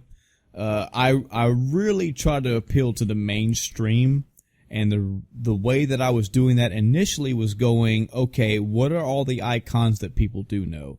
If some Joe Blow was to go into, say, GameStop, and you look around, what things would they see? They would see iconic characters all over the place. They'd see Tomb Raider. They'd see a blank assassin from Assassin's Creed. They would see Drake from Uncharted. They would see Master Chief. They would see Kratos. They would see all these, and I was like, okay, just pick some of those. And I was like, no. Not gonna throw somebody at God of War. God of War may be good, but God of War will chew your head off. Drake's a pretty good one, but I haven't played enough of them to know which one I would pick. And the more I thought about all the main, Halo, why wouldn't I pick Halo? I'd rather have aim down the sights. Assassin's Creed, I didn't want to pick because, okay, this is what I would fear. You got somebody playing Assassin's Creed. They're bouncing back and forth already between Animus and the pirate world, and they're like, I don't really like all that shit where I was, running around a building with an iPad, but I love running around as a pirate, basically saying the same thing that I said. And then, Chris, they spend 67 to 80, 227 hours in Pirates of the Caribbean. Good God. In Assassin's Creed Black Flag, they beat the game, Chris. They come back to you and go, what the fuck was the ending? And you have to go, alright, well, Assassin's Creed is actually told in a long story across 17 fucking games or whatever, and they're like, whoa, I didn't even get an ending? Well, you got an ending? Yeah, but I got an ending to that iPad shit that I didn't care about. What's the deal with all this? And you're like, well... So, a few reasons why I wouldn't have picked, but still a solid choice. The fact... The thing that I echoed all the time when playing Assassin's Creed Black Flag was, dude, I am having fun as fuck. I'm having so much fun playing this game as a pirate. I love it. This is, I feel like I'm a pirate in the open waters and battling things and running around swashbuckling. I love it. I imagine a brand new person of video games having that fun, and I think they could. I don't think the fun that I had in Black Flag was specific to video games. But I think it's big enough to where you realize you are having this fun while playing a video game. And all it takes is fun with one game to go, okay, what other games will give me this fun? It may not be, sure, the story may not be great, but I had fun playing it. What other games can I have fun playing? Okay, Chris, or what other games have better stories? So now we know another topic to follow this up down the road. Okay, now you got to pick another 5, and they beat these 5, but they want more. That would start getting into easier lists, I think. Oh, I mean, sure, you'd have a lot more options. So fast. Oh, you beat Shadow of the Colossus, huh? Oh, you think you're an action guy now? Boom! Welcome to Dark Souls, bitch. And then they come crying to me, Michael's being mean. Oh man, learn how to kick the shield, damn it. So with that, I think that's going to do it for tonight. What did you think of our compiled lists, guys and gals? We presented a list of 5 games separately that we would hand to people that have never played games as a showcase for video games to get their opinion and hopefully to enlighten them, to show them what we do, what we enjoy doing. What games would you pick? What did you agree with our list? Did you disagree? What 5 games would you pick? I challenge you, audience. Tell us 5 games you would pick to showcase to new people. Would love to know what you would pick. Love to know what you thought about anything we talked about tonight, but definitely that. You can find us there's a few places on the internet you can find us. We have a Facebook page, End of Time Cast. That's probably where you found this episode, probably where you came to find us here. We have an email. You can email us old school at endoftimecast@gmail.com. That's endoftimecast@gmail.com. No funny numbers in there. Just spell it as you heard it. We have a Twitter page. You can tweet us. If you want to tweet us, that's fine. You can whatever you want to do to send us some feedback. We'd love to hear anything from you. And again, as of right now, this podcast, you're probably most guaranteed to get whatever you send read on here. Unless it's something really bad, like if, we're not going to read your fucking horse dildo fantasies on this podcast. I'm sorry. But Jesus. I would definitely read a list of games you picked and why. I totally thought you would say you would read this story. I tell you, it's a very interesting topic. I think today, in this day and age, I mean, look, it's even topical for us, just Chris and I, just having this podcast, because if we are promoting this podcast to people, again, not for money, if we are promoting this podcast to people around the world, just to have audience out there and just to promote us, we have to promote basically the gamers. So we can't really promote the End of Time podcast to our football listening coworkers because they don't play video games. But specifically this episode right here, hey, maybe this will be a good episode to promote to people because they can listen to this one and go, okay, I'll try this shit out. I've checked these games out. And then, hey, we got a gamer. At the end of the day, anybody that we could bring in, either via podcast or one of those games that we listed, can bring somebody else into the gaming world, and at a minimum, they at least have an understanding and maybe a better respect for it, and don't treat gaming like it's just fucking shut-in, nerdy, beep-boop, Mario, Pac-Man stuff. I think we did a good thing. Yeah. Until next time, everybody, I'm Michael. I'm Chris. Good night, everybody.